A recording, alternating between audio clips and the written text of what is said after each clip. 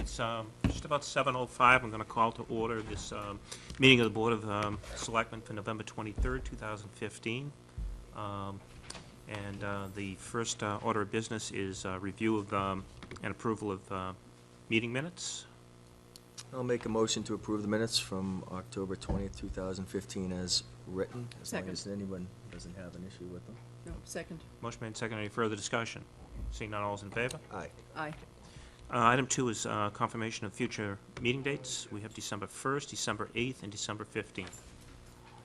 Fine with those. That's fine. Okay, all right.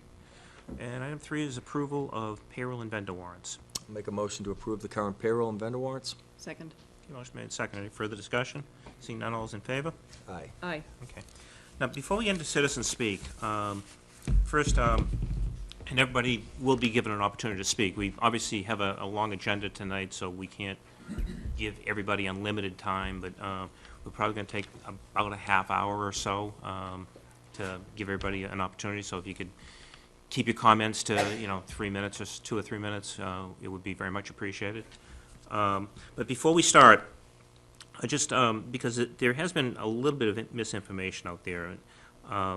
First of all, the Board of Selectmen did not announce Chief Wells was retiring at our last meeting.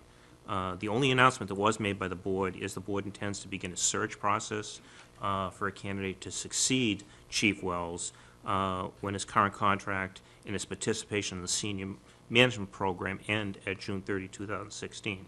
The search process being governed by Chapter 20 of the Milton's general bylaws, which requires, among other things, appointing a screening committee.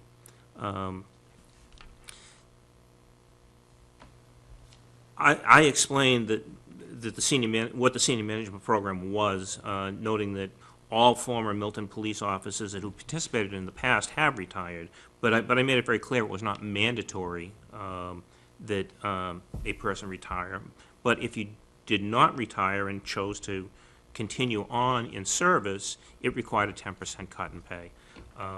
So somehow that got turned into, that we announced the chief's retirement, which actually we did not.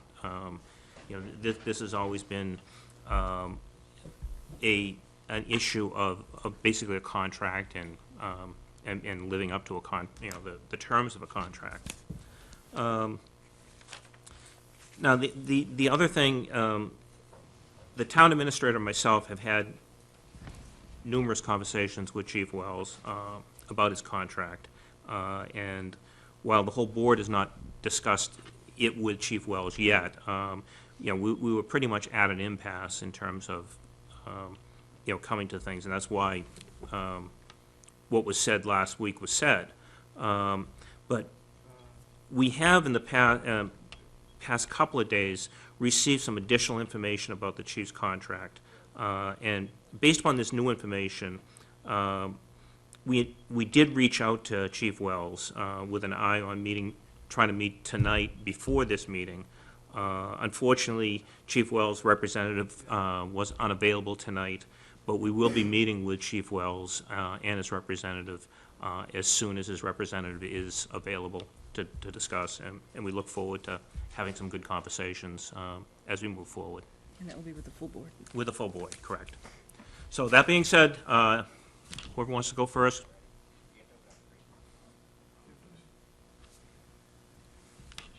I won't be shy. Okay. So my name is Bill White. I live on 73 Plymouth Ave, and thank you for your words, Chairman Hurley. I know we also have a Patriots game, so I'll try to be brief. First, just thank you to the three of you for your public service. I've never been a selectman before, but my father was, so I get that. It's sometimes more than a part-time job. Sometimes it becomes a full-time job, and I think with email and technology and cell phones, it's probably even harder than it's ever been. So thank you for your time and what you do for the town. I just wanted to, I appreciated what the chairman said tonight about having further conversations with the chief. I haven't been kind of following all the details. I actually don't even know the chief personally. I know him really through reputation here in Milton. And I think as someone, many of us who observe the town, we think about, the key players in the town, and I think the chief is potentially the top one as far as a difficult job, as far as a pressure-packed job, as far as the stakes for the town. I think when you think about the chief and all that he has dealt with over these last 9 years, it's really kind of a staggering amount of challenges and pressure, whether it's, some of the tragic horrors of murders that we've experienced in Milton down on Belvoir Road, that situation and how he handled it. I think whether it was dealing with some of the issues related to the schools and the lockdowns, I mean, tremendous challenges being faced, and then everything in between, whether it's, teenagers or traffic or everything else in between. It is a very difficult job. And I think about the climate that we live in, and you think about policing that you read, front page of the Globe today, or in every single news story about the difficulty of policing in a modern society, in a diverse society. And it seems to me the chief actually does a pretty darn good job on all those fronts. I have never heard of anyone in this town question the chief's abilities.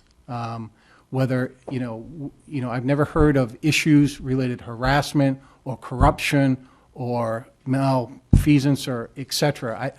Everybody that I talk to, and again, I'm not in the world of the police on a regular basis, but, the friends that I do have who serve, he seems to have the respect of the rank and file, and I think that is a important issue. So if there's not some type of failure on his part, if there's not some type of corruption, it seems to me, your contract negotiations are difficult, and I hear what you're saying there, but I guess I would urge you to find a compromise. I think the way the town is set up, we defer a lot of that authority to our selectmen, and I think, if there is a disagreement, I guess what I would urge you to do, given how important the stakes are for this town and its quality of life, by having a competent and mature and experienced chief who is a darn good communicator, I guess I would politely ask you guys to re-engage, to find a compromise. I hope that you and the chief can find an agreement because, I think thinking about the long-term best interest of Milton, I think having the chief stay on for a couple more years is the right step to take. So thank you for your time. Thank you, Bill.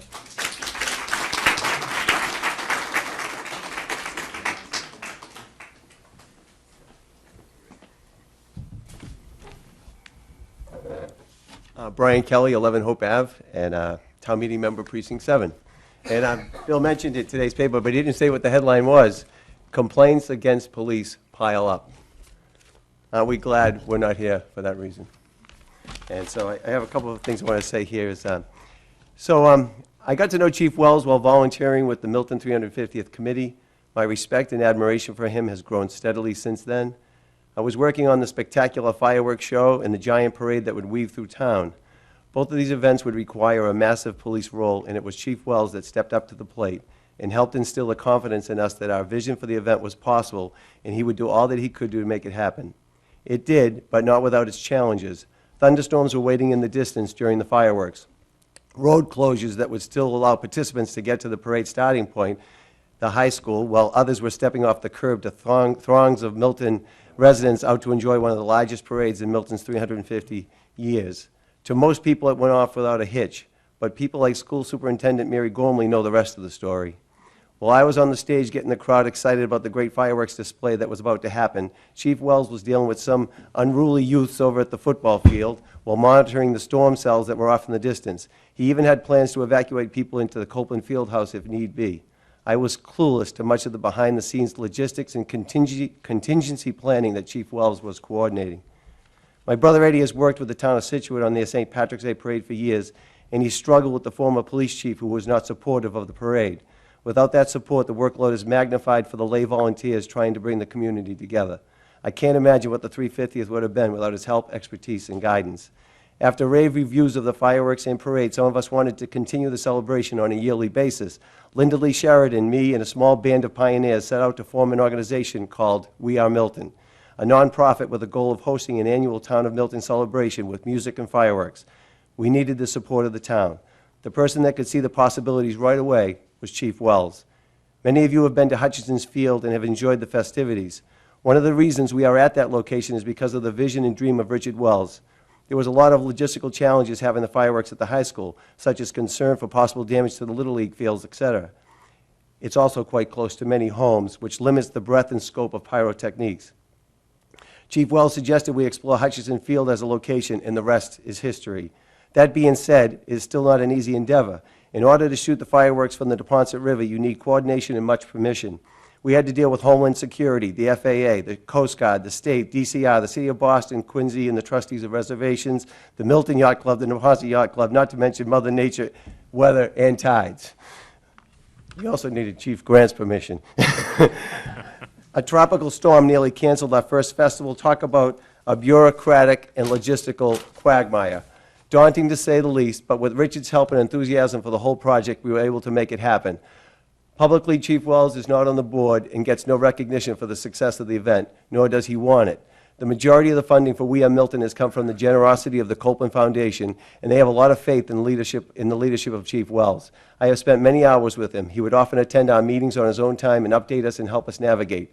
I was recently talking to a volunteer with Milton Auxiliary Fire. Chief Wells will ask them to attend many community events such as the Milton Music Fest and fireworks. Boy, have we appreciated all their help. This person said to me, at every event, Chief Wells makes it a point to come by and thank them for their service to the town. I have in my hand a challenge coin given to me by Chief Wells thanking me for my service to the town. On it, it has inscribed Milton Police Department, honor, courage, and integrity. These words epitomize Chief Richard Wells. My challenge to the Board of Selectmen is to think outside the box and figure out a way to keep Chief Wells at the helm of the Milton Police Department while thanking him for his service to the town. Don't you have enough to deal with right now with the retirement of the town administrator, the Henry's plant, the reconfiguration of East Milton Square, and last but not least, an override which will need the support of the whole town?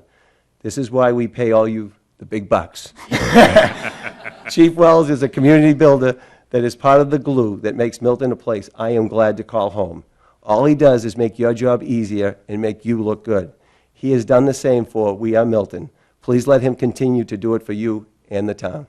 Thank you. Thanks, Brian.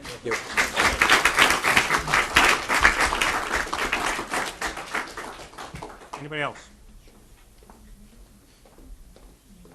If you could just remember to sign the sheet too, please. Thank you. Can you sign my name, please? Yeah, sure. My name's Denise Quayle, and I live at 64 Old Farm Road, formerly of 91 Briarbrook Street. I've been a resident for only 10 years, compared to a lot of people that are in this room. But the Quayle family have been residents for over 45 years. There's about 22 of us within a mile of each other in town. Very proud of that. By way of background, I'm an attorney who worked under the direction of 4 brilliant Chief Justices at the Administrative Office of the Trial Court for 12 years, closely interacting with law enforcement on the federal, state, and local levels. I was involved in the implementation of the warrant management system and the electronic application of criminal complaint, as well as I acted with the FBI's Criminal Justice Information System, or the CJIS program. I also work closely with the Boston Police Department and Dorchester's C11 when the concept of neighborhood or community policing was first introduced by Police Commissioner Evans at the time in 1993. At the time, I was working for the then Boston City Councilor Maureen Feeney as her community liaison. Suffice it to say that I've had the honor of working with the cream of the crop in terms of true leaders within our justice system. I've had the opportunity to work with Chief Wells on a number of occasions. As a former PTO leader for the Cunningham School, and now as the co-president of the Milton Foundation of Education, Chief Wells has made himself and his department available for the Milton Public Schools in every way possible. Whether that is reading for the students in the elementary school, I think he was at Cunningham today, addressing traffic and safety concerns during drop-off and pickup, ensuring our schools are properly secured, and following proper Corey, campus, and homeland security protocols, or having sufficient police presence at our annual Monster Dash, which now includes close to 1,000 runners, many of whom are 12 years old and younger, more than any other community 5K that we are aware of in the state. The Milton Police Department, under the direction of Chief Wells, are essential partners of the Milton Public Schools, its students, staff, parents, and guardians alike. Milton is such a unique place within the Commonwealth, as it borders 6 communities from various economic and social backgrounds, and is a cut-through both in and out of Boston. Chief Wells has built many a bridge over his tenure. He has instituted a mentality of community policing within this town that has made it a very special place, and is one that we all call our home and want to raise our family. We all feel safer and more protected thanks to people like Chief Wells and the officers that he fully supports as his equals in upholding justice and keeping our streets safe and sound.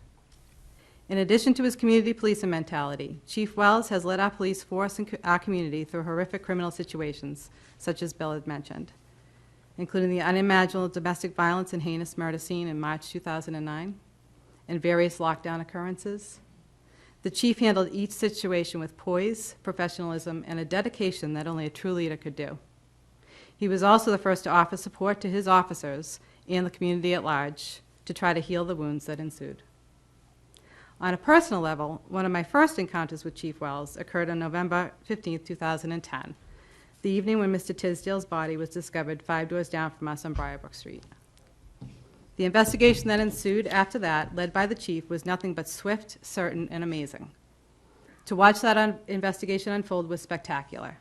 The chief was appropriately responsive to the concerns of the community and was able to balance what the neighbors needed to know in the midst of conducting an intense investigation, managing law enforcement at all levels.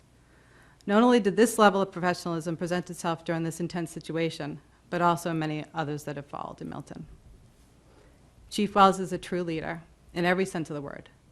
In the years he has been our chief, he does not have one grievance or registered complaint against him that I know of. Just the opposite. He is well loved and respected by his officers in the community, and rightly so. He absolutely deserves to retire from our town according to his terms, and of course, mutually agreeable partnership with the Board of Selectmen. As a community member, I urge the Board of Selectmen to sit at the table with Chief Wells and discuss the terms of his continued employment with the mutual respect that he has consistently shown each and every member of this community, day in, day out, 24/7. Let's simply do the right thing here. No need to drag this on and look further. Hands down, Milton already has the absolute best chief for the job. He's a valued, dedicated public servant, and we should do everything we can to keep him here as long as he's willing and able to be chief. Please allow him the opportunity to continue to lead us and protect our town. And thank you very much for your service as well. I have to sign a couple people here. Thank you. Sorry. Thank you.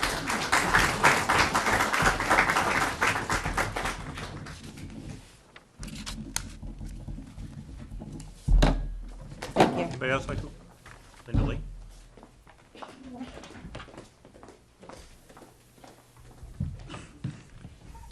Good evening. I'm Linda Lee Sheridan. I live at 57 Clifton Road, and I'm town meeting member for Precinct 9. I'm here tonight to speak to you in support of Chief Wells and would like to touch on 3 key things: safety, communication, and community. And you'll notice there's a theme here. We didn't share notes or plan these comments. As many of you know, I served on the school committee for 9 years, and during that time it became very clear that Chief Wells's commitment to the town of Milton wasn't confined to the streets. Rather, it extended into the Milton Public Schools. Working collaboratively with Chief Wells and the Milton Police Department, Milton High School and Pierce Middle School have 2 student resource officers that have almost become like staff members in the schools. They work collaboratively with teachers and administration and ultimately move into the lives of the children and the families who are in need. This was under the leadership of Chief Wells. As the chair of the school committee, I quickly learned how respected the chief is by other chiefs of police in the area and the state. Knowing every aspect of school security, he empowered his officers to collaborate with administrators and school committee members to improve school safety. Because of the expertise and leadership of Chief Wells and his officers, our schools are considered one of the leaders in the state concerning our safety policies and procedures. I can personally attest to the fact that this preparedness benefited Milton Public Schools on several occasions. The safety professional development that started in the schools has now moved to Town Hall. Just last week, I believe Town Hall was closed for a day for their safety and security training, much like we do with our teachers and staff. This training has also happened in the library and all of the private schools in town. I would bet that most people in this room have received Chief Wells' thorough updates on Twitter or Facebook, or participated in a meeting that he has held across town, or heard his speeches at town meeting. Chief Wells is an excellent communicator. In addition to serving his community, building community is equally important to Chief Wells. He was crucial to the work of the 350th Committee, as Brian outlined, in organizing the successful logistics of our parade and fireworks. In the years that have followed that, Chief Wells has been instrumental in planning and orchestrating the weekend events of We Are Milton's annual Music Fest and fireworks. These events bring together families in a way that nothing else does in our town. Memories are made on Hutchinson Field as townsfolk gather for food, music, fireworks, and friends on an early summer evening. As one of the planners of this event, I can tell you that he plays an integral role in creating those memories for thousands of people, all while keeping us safe. Bringing good into the lives of people is what drives Chief Richard Wells. If you know Chief Wells, he would never choose to be in this public debate. It is my sincere hope that the Board of Selectmen will recognize the breadth and depth and the many skills that he possesses. Please consider renewing and extending his contract as you see fit with his guidance. He is the people's police chief. Please save our chief and protect our town. Thank you.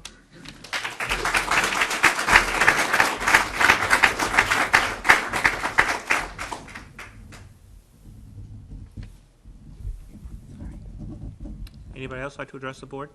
Hey,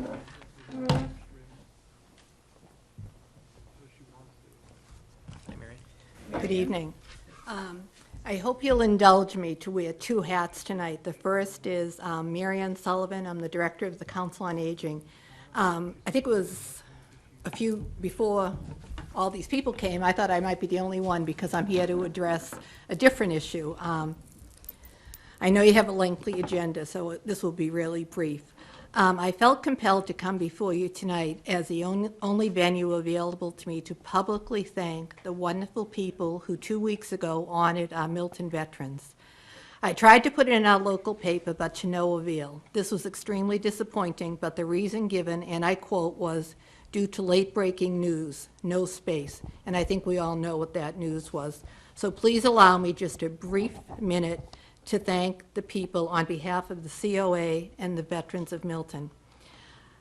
2 weeks ago Tuesday, we had 100-plus veterans here at the Milton Senior Center for our annual Veterans Appreciation Luncheon. On their behalf, on behalf of the staff and the volunteers who helped, we would like to extend a huge thank you to our wonderful friends and supporters who made this wonderful event a reality. This was the 14th year we have hosted this luncheon for our elderly veterans, and again, as they have in the past, our good friends stepped up to the plate to thank and honor our veterans. A delicious turkey dinner was donated again by our loyal friends and supporters, Patrick and Brendan Newell from Pat's Pizza in Dorchester. We had so much food that we even got to share it with Father Bill's place. The beautiful floral arrangements that graced each table were donated by another good friend, Donnie Lopez, owner of Lopez the Florist. Donnie has been with us from the start and never says no to anything we ask of him. He is one of the good guys. The Fruit Center, and I'd like to acknowledge Michael Vignosa here in the audience, also never says no to anything we ask. They donated rolls and gift certificates to the raffle. We appreciate their continued support of what we do here at the Council on Aging. Caldwell Bank had donated a cake, which is beautifully decorated and enjoyed by all the veterans. Special thanks to a new friend, Venencia's Restaurant, for donating a gift certificate. Our friends at the Common Market and Steel and Ride donated to the raffle. This entire room, we had to take them down because some of the veterans wanted them, was adorned with beautiful patriotic artwork and letters from our good friends at the Pierce Middle School in Mrs. McElhaney's class. We love working with these great students. Special thanks also to Senator Brian Joyce and Representative Timothy for stopping by to thank our vets. An event like this does not happen without a great team of volunteers. This year they included Connie Spiros, Jean Boylan, Kathy Foley, Carolyn Everett, Leah Cullen, Judy Downs, Jean Leslie, Peggy Flaherty, and Marshall and Barbara Levy. They not only helped prepare and serve the dinner, but they did the dishes as well. Thanks to all of them, and of course my COA staff. We owe our veterans so much, and this was just our small way of thanking them for all they sacrificed for our freedom. This was what I would call a good news story, and one that should have found space in our local paper, so thank you for letting me address it here. And just brief, if I could put on my hat as a resident of Milton, I live at 128 Gulliver Street. I've lived in Milton for 43 years. I know you have a lot of people who want to talk. I just want to come forward to say I could not ask for a better co-employee friend than Chief Richard Wells. He is honest, dedicated. Anytime I have asked for help, he has been there to support and to guide, and I hope you will consider all the good he's done for the town, and I'm proud to call him my friend. Thank you. Thanks, Mary Ann.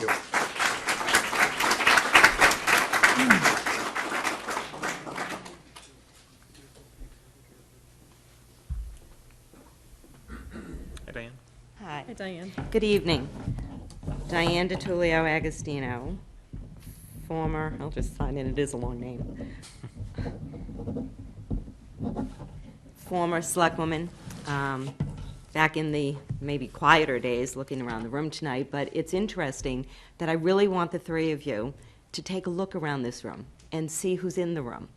And I, for one, can honestly tell you, there's a lot of opponents in this room. Opponents not simply to the statement that was made last week, but opponents against each other through many campaigns that are all sitting here for the same cause, to protect what we have in our town, the safety of our town. But it goes beyond the town, because Chief Wells is respected throughout the state. He's involved in the Southeast Regional Homeland Security Protection Unit. I don't know the exact term, because our chief is a very humble man. Chief Wells learned from his father, the former chief, who actually was a chief when I was on the warrant committee. And I can't, the first thing I do want to say also is, this is the last place I wanted to be tonight. It's Thanksgiving weekend. If we have anything in the town of Milton to be thankful for, it's that we have a very humble chief who's been put in a very difficult position because of what I believe to have been a premature statement. Whether he will ever receive an apology, I'm sure he's the type of person who would never even expect one. But on my behalf, I want to apologize to the chief that he's in this position. His negotiations were ongoing. He has a contract. To my knowledge, I have not heard that this senior management agreement is actually a part of his actual contract. And I know I often hear about our strong fire chief law that we have in the town of Milton, and quite honestly, knowing that the chief stated that he did, and you confirmed tonight, that he has legal counsel, you know, there are serious questions as to the legality of what was done. If you're in negotiations, you want to know that you're negotiating in good faith and that it's being confidential. And I just think, for whatever reason that it came out last week, however it came out, let's just put it back in the box and let you all work together, because I can tell you one thing. Someone brought up the overrides. If the chief of the town of Milton, who at this time and in this day and age of serious concerns with public safety, if the chief had asked you for a 10% raise, I, for one, would vote for that override. And I can't imagine that the town of Milton would support additional funds, let alone reducing it. So I'm not sure where this senior management agreement comes in legally as far as its relationship to his contract. But the chief is our chief. He's a husband. He's a father. He's a son to the former chief of police. And I think that the way it came out, I, for one, would apologize to him that it ever occurred this way. And I just encourage the three of you to do whatever you can to put it all back in the box and give us a nice Christmas present. Thank you very much. Thanks, Diane.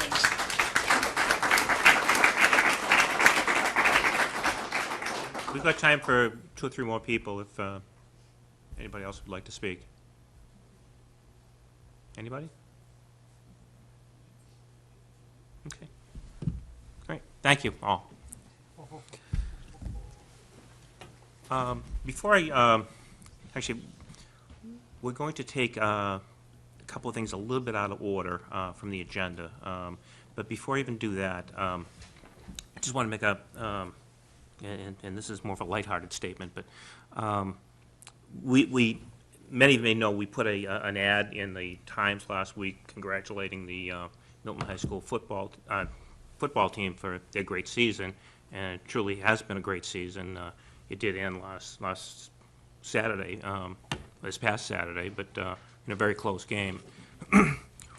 What I failed to realize, or what we failed to realize, I guess, getting so caught up in the football team, is the girls' cross-country team has had a tremendous season also. So I just wanted to recognize what a great season they've had. They won the Herget Division, and I believe they won Division the 2 state title. title, right? So congratulations, certainly to them and to all the student athletes of Milton High School who all, I mean, it's great to be a student athlete, and David could probably tell you better than Yeah, I most think of us. that, you know, most of the teams did very well this year, and I think there's been some tremendous leadership throughout the high school, and I want to commend all the people within the school department for all the goodwill that they put in each and every day, and the students are the ones that are benefiting, and I know that they feel that they've gotten a great opportunity here, and it's just nice to acknowledge them. They deserve it. Okay, so that being said, let's see, we have one thing on the agenda. It's item 14 on the agenda is the approval of the Henry's demolition extension. So why don't we, that's a quickie, and we can kind of get that caught up if we want to do that. Okay. All right, so for discussion, then I can give an update. I'll move that we extend the deadline for the concurrent demolition of the town-owned property at 0 Central Avenue and the Carrick Realty Trust property at 131 Elliott Street from November 24th, 2015 to March 1st, 2016. And I'll second that. Okay, motion made and seconded, and Katie, do you want to? I can give the board a brief update. Last week, the town administrator and I met with Jerry Connolly and Steve Connolly, and we were joined by Alex Whiteside of the planning board, whom we have been working with at various times over the past year and a half, and Tom, you were involved before I was, prior to that time. We've had various discussions with the owners of the adjoining property to try to see if, to discuss demolition, but also to discuss the potential future development of that property. We, as everyone knows, we have a 40B project that has been approved by the Zoning Board of Appeals. However, we had a denial by the Conservation Commission on a permit related to that project. The Department of Environmental Protection has issued a ruling upholding the Conservation Commission that is going to be appealed.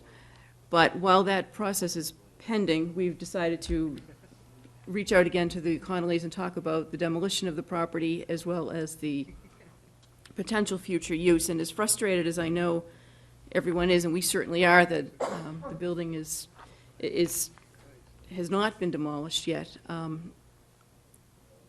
It's important not only that the demolition occur, but also that we try to get the best result for that property, and that we focus our efforts, and that's really what our focus has been, trying to come to a resolution for that property that will be the best development that we can see there. And I continue to believe, and I think the board and others continue to believe, that the best use of the property would be what town meeting approved through the plan unit development zoning several years ago, now close to a decade ago. We talked with Alex Whiteside about some potential changes to that PUD zoning, so that if we do have, we're discussing having a special town meeting in late January, and the idea would be to make some amendments to that zoning, I think relating to issues regarding parking and setback. More details to come on that at a future date, but the planning board is going to be talking about it tonight, and I believe we'll be putting together draft amendments to the zoning. And the idea would be that we would include that at the January special town meeting, along with other zoning articles that may be put forward. And I think that would address issues that need to be addressed in order for us to get, if we were able to reach an agreement with the owners of the adjoining property, the Connollys, to move forward on that, down that track, then I think the zoning changes would make sense and would give us the best possible project for that site. So that's kind of where we're at there. We are going to be, we had talked at one or two meetings ago about having a structural engineer take a walk through the site. There's a crane on the property. The Connollys have moved some equipment onto the site with the goal of securing the property. If there's any loose items on the sides, to remove it or to secure it for the winter, and we'll have a structural engineer walk through and take a look at the property and let us know what the current condition is, and take any steps necessary to secure it as necessary for the winter. It is very important that not only do we demolish the building, but that we replace it with something that's in the town's best interest and the developer's best interest.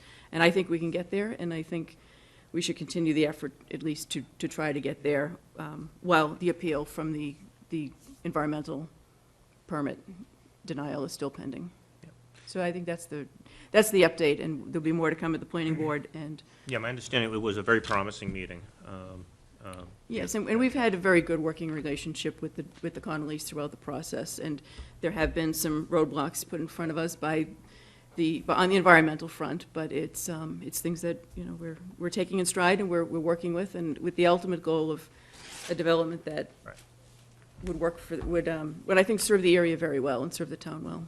And my concern for quite a while has been public safety, obviously, with, Yes. you know, that building, and having been inside it a couple of times, and not in a couple of years now, but it's a kind of scary place to be in, to be perfectly honest. So having the structural engineer, I think, come in and given us a solid appraisal of the safety of that building, and with both sides willing to do whatever it takes to make it safe if it is in fact not safe, that, you know, is at least a step in the right direction towards public safety. Yeah, and I want to thank Jerry Connolly and Steve Connolly for their cooperation, for their willingness to keep an open dialogue with us, and to thank also Alex Whiteside of the Planning Board for substantial efforts that he's put in over the past several years at different times as this project has ebbed and flowed in different directions. Okay. So I've made a motion to extend this date until March 1st of 2016 because, given the plan that we've just outlined, I think if we're looking at a late January town meeting, it probably makes sense to extend this out until March. Okay. Any further? Was that? No, was already seconded, I've right? seconded that, yep. So any further discussion? Seeing none, all's in favor? Aye. Unanimous. Okay, and then also a little bit out of order, because we're waiting for somebody on the airplane noise thing, is we have on the schedule a snow and ice first reading of, where is that here? Excuse me, Mr. Chairman. Yes. Is it okay for town council to? We should let Andy go. Sure, And Brian. absolutely. Thank you. Thank you. You guys are on the clock anyways, you may. Thank you, Brian. I'm just looking for that in my agenda. Snow and ice. Yeah. Emily, you want this? What item is it on the agenda? This one is. It's item 5. 5? 6. 6. Okay, got it.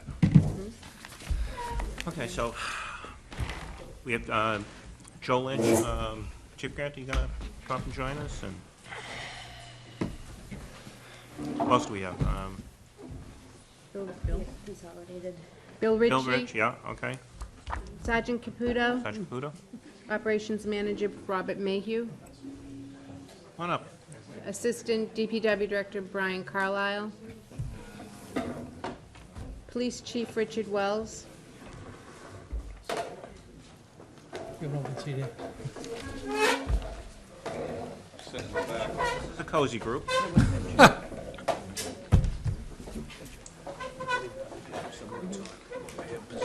Jack can hold my hand. Okay, I don't know who's gonna take the lead, but you wanna kind of just go over and Yeah, summarize? Mr. Chairman, Joe Lynch, Director of Public Works. I think for the first time, you can see that we're a unified front in addressing a very important issue. And, you know, this is what happens behind the scenes that most people don't necessarily understand. You know, we all work together, we work together daily, we work together specifically when something large is forecasted or something large happens. And it's a great team that we work with. And, you know, if it's, who's not here tonight are obviously the men and women of the Public Works Department and other departments who carry out the actual work. And, you know, right at the outset, you know, year in and year out, they're there to be thanked, they're there to work hard, and oftentimes it is thankless. And the other thing that we've noticed over the years is that, you know, unlike a lot of other places, you know, Milton is a place of graciousness, and when things go bad, the town does rally behind the department, and we saw unbelievable rallying of support through good gestures, through kind comments, and gifts of food, and just trying to keep us going through the winter last year. And now that needs to be acknowledged right out of the gate. The other thing I want to acknowledge is, for the first time ever, Brian Carlisle and I are both wearing ties simultaneously. It'll never happen again. Did you buy that tie for him? Oh, he had Buy him one. that tie? He had one. So I don't think, let me preface this by saying that when I first got here in 2009, much like I did in the community I came from, which is the town of Shirley, and prior to that, the city of Melrose, where I implemented a snow policy. Every town that I've worked for, many towns across the Commonwealth, have a formal snow policy. It's a great working document. It's not hard and fast. It's a policy statement that gets revised, and it's got a life. But back then, there wasn't much of a interest in adopting such a thing in Milton, who was pretty well entrenched with doing things. But, you know, as time moves on, we still go about our job regardless of a formal written document. But I think the events of this past winter clearly underscore the need for such a policy, because I think it lays down a realistic expectation. It lays down an understanding of what does get done, what can't get done, and in what order it's prioritized. And it also becomes a nice guidebook to the citizens of the various things they can do to make their life easier for themselves and easier for the whole community. So I think it's high time that we roll this forward. We've talked about this since last winter. We worked through the summer in developing earlier iterations, and through the fall on putting the polish through what I think to be close to a final draft for first reading. You're not looking for a verbatim reading of the policy, are you? No. You've all had it, and you've We read through reviewed it. Yes, yeah. So I would like to just touch on a couple of just some of the highlights real quickly on it. Right off the bat is, you know, in Milton, there are really three areas of jurisdiction. There's what the DCR plows, and ostensibly they're the Blue Hill Parkway, the Neponset Valley Parkway, Truman Highway, you know, their roadways, like Chickatobit and Hillside, and things of that sort. Then there's the DOT, Mass DOT roadways, you know, the Randolph Avenues, at least portion of it, from Tedeschi's heading south to the border. Granite Avenue, just the opposite, beginning at Wood Street, heading north to the Boston border, as well as portions of Squantum Street, the Southeast Expressway, of course, and then Blue Hill Avenue. Those are all state jurisdiction. Everything else in town is the Department of Public Works' responsibility to maintain. So that being known, you know, we have been seasoned professionals in this business, and, you know, one side of me says, no wonder I'm the way I am. The other side of me says it's because I've got the experience that I have. But we went, several of us here, went to a conference down in Plymouth, lessons learned put on by Meyer and Mass Municipal Association. And in that, they cited the 5 worst, snowiest winters in the Boston region history. And I've been director for 4 of those 5 worst years. The other thing I want to kind of underscore is you've heard about you know, the snowiest record winter on record in Boston at the 110.6 inches. We get 3.5 feet more than Boston at the Blue Hill Observatory. So even though we're a bordering community, we suffer some serious differentiations, and you could feel that difference in snow accumulation from East Milton up by the Granite Avenue and the DOT yard, all the way to the western part of town, where you could have as much of a foot different snow just across town in the same storm event. So, you know, we monitor our weather forecasts regionally. We have a subscribed weather forecast that we follow. We obviously participate in the statewide warnings that come out, but more importantly, we rely on the information coming back from our drivers in our area canvassing town, because the situations are going to differ, not only to the regional forecasts, but even on our own town. And we do that on a pretty regular basis. And we do that for a lot of reasons, of course, first and foremost, so we can prepare for our work that we need to do, but more importantly, so we can make informed decisions on our own part and pass that information on to folks who need to also make informed decisions, including the town administrator and the school superintendent. I'm not sure if Mary's in the room this evening, but my wife just said to me the other night, it's that time of year, Mary's going to start calling you at 3 or 4 in the morning again. And to her credit, she puts a lot of faith in the information we provide to them. So really what it boils down to is, depending on the forecast, every storm is different. It's a living animal. Temperature gradients, surface temperature, what's the storm doing 48 hours after it ends? Are we going to be dealing with melting snow, freezing ice? There's all kinds of things that weigh into those decisions. But ostensibly, we're going to go out early on and we're going to hit it with sand, strike that, salt, very early on, and that's with a brine mixture. And we're going to hit those main arterials and those main roads that aren't arterials first. And that's just to keep the ambulances and fire routes open. And those are the obvious ones. Those are the Reedsdales and the Cantons and the Brush Hills, the main connector roads, the brook roads that connect, across town. Once that condition deteriorates to the point that we know the accumulation starting, we know it's going to continue, 3 inches, we will then consider the plow operations. We have all our contractors lined up, our own staff is all lined up. This time of year, all our equipment, for the most part, is up and running. So depending on how it evolves and what the forecast looks like, it gives us our plan of how we're going to proceed. And those types of conversations is what we have with the superintendent of schools, so they can start contemplating early on of whether, is it a delay in school opening, is it a cancellation, or is it business as usual? And of course, we're plowing throughout the duration of the storm. And then once the storm ends, we're going to continue to plow until all the roadways are open. And we do that in a prioritized fashion, which we'll get to in a minute. But then at the very end, we're going to retreat those roads one last time. We're going to look for a black and wet surface condition on all of our arterials. That's our main roadways. And on some of our more secondary roads, where you're going to look at good traction.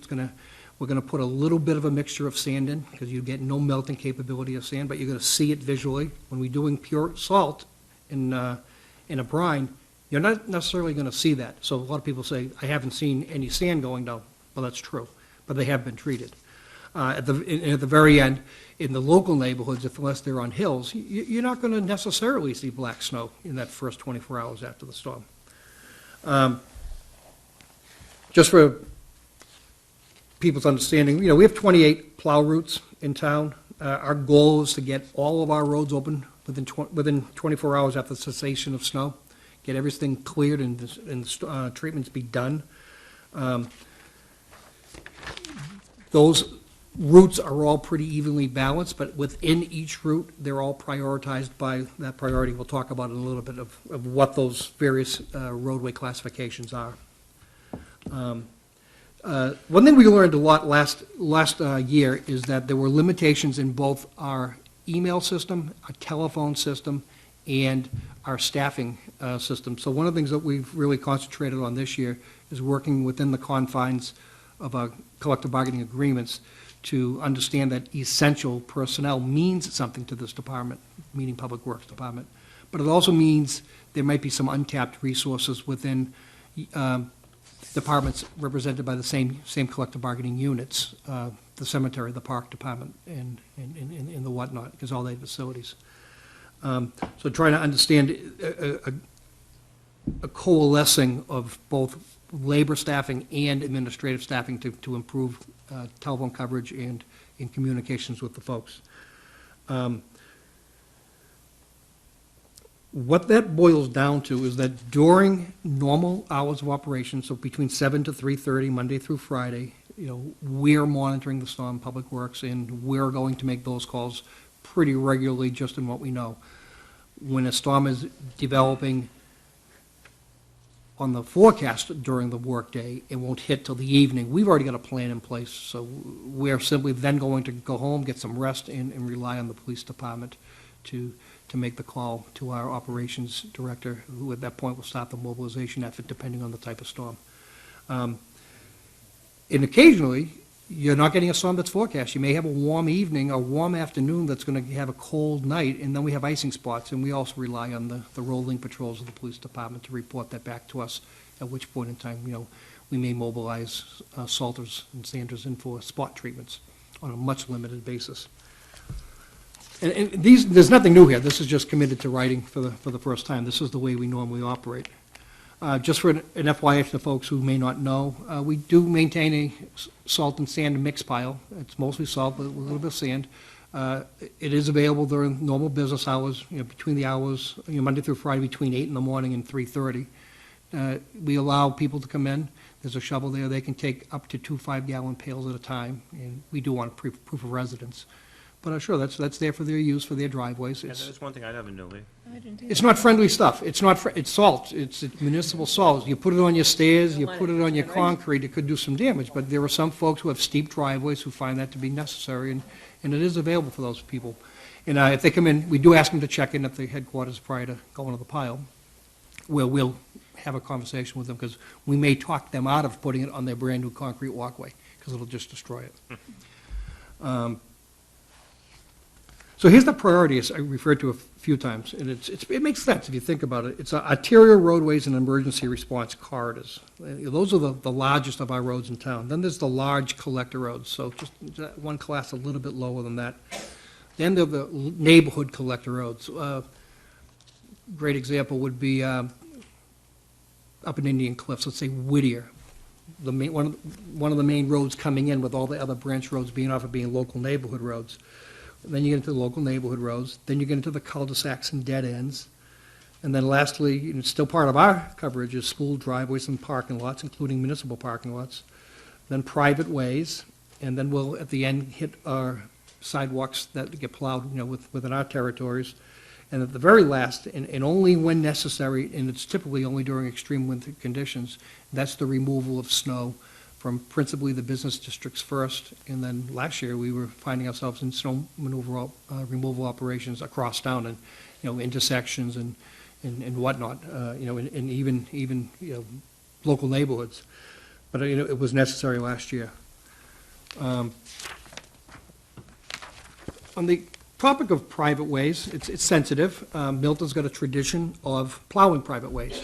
We have no legal, no financial responsibility. However, we have a moral responsibility to plow private ways, and we've done so willingly.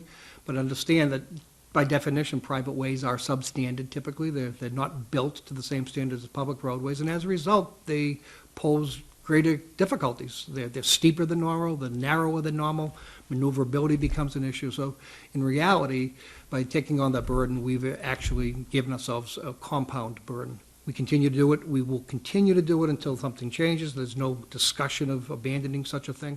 I think there was 6-7 years ago, and it didn't go anywhere.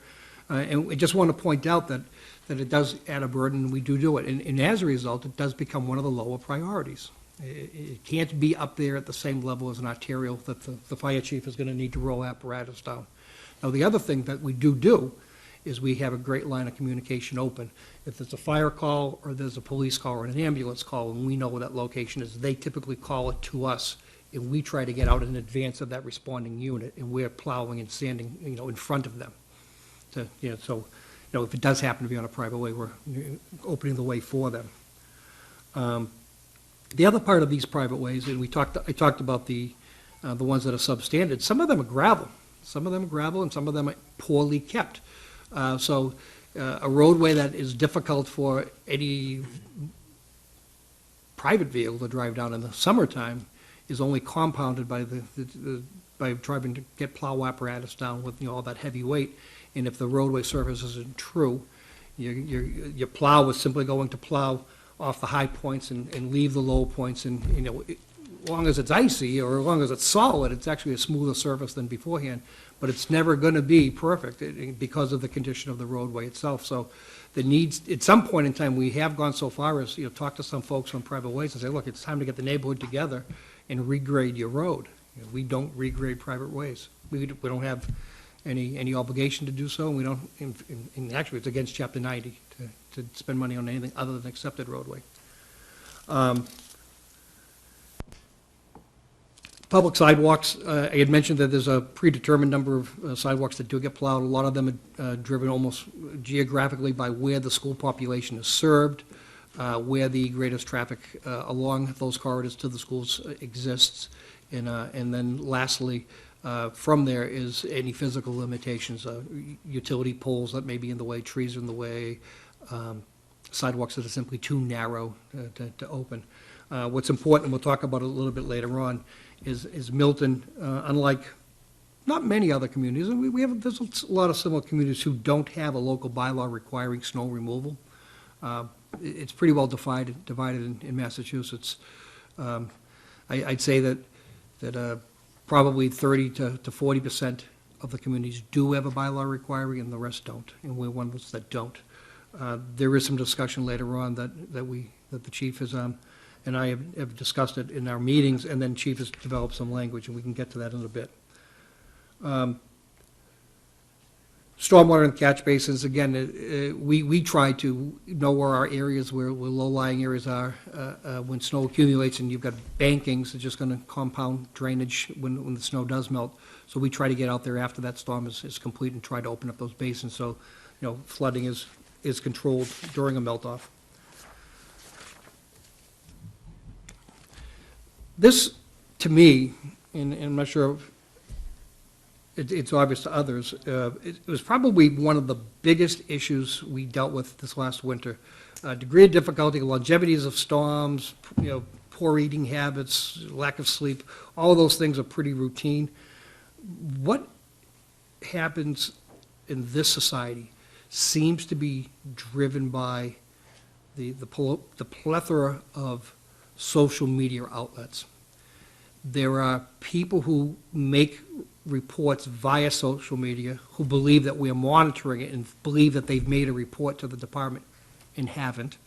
More importantly, there was information being conveyed through social media that was simply wrong. It was incorrect.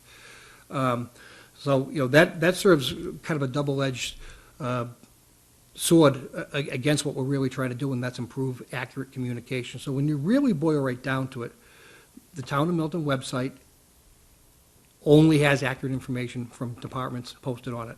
The Town of Milton Department of Public Works Facebook page will get parallel information. When we release that on a regular basis, we're releasing it through email blasts for the school department. We're releasing it to the press, once a week newspaper. By the time it sometimes gets printed, the storm's been over for 4 days. But we try to get to the cable outlets as well. We try to get that information out accurately. And those should be the only sources of information deemed to be reliable in getting information from us and taken from gospel. And more importantly, when reports are being made, they should only be made through those official means as well. We maintain two principal ways of getting information to us. One is the Public Works number, which is 617-898-4900. Deliberately, we have emergencies, and the very next one is weather-related is 2. You don't even need to wait. You can press 2. That way you get to the Public Works Department. We'll talk about that in a minute because there are limitations that we identified, and there are limitations, improvements on those limitations that I think we're trying to iron out with the IT department. The other one is, for those folks who do have email, it's storm events, all one word, at townofmilton.org. Making a report there is the most efficient way because we can literally attach that directly into our computer service request and work order tracking software program.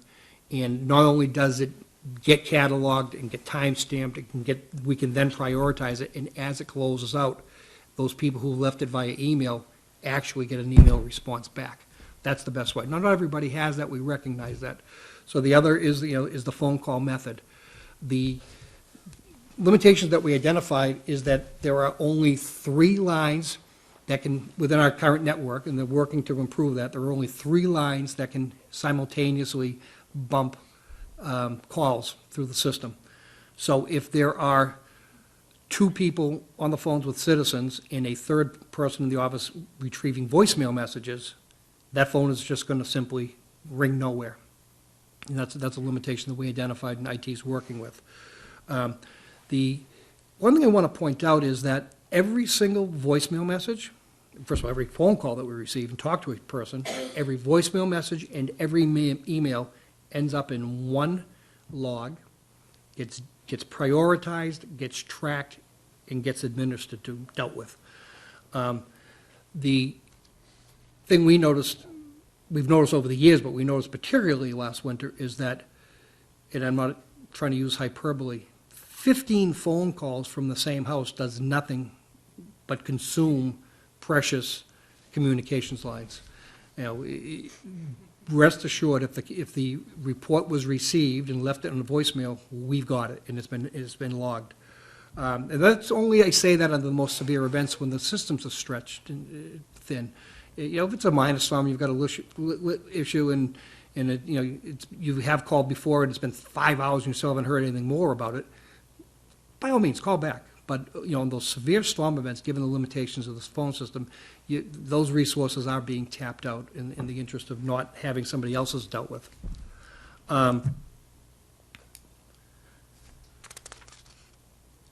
Within that coverage issue, we're working with the phone limitations and that staffing issue that we're talking about, and somewhere between the two makes sense, you know, with the essential personnel. Certainly you could have every single person in the office, but if you've got a storm that's going to last 18 hours, the reality is you really want to have fresh people in the office in shifts through the process of the storm, given the limitation of the phone system. You know, if the phone system could handle 6 calls, then maybe we should have 6 people in there. But if it is limited to 3, there's no sense having 6 to 9 people in the office doing nothing.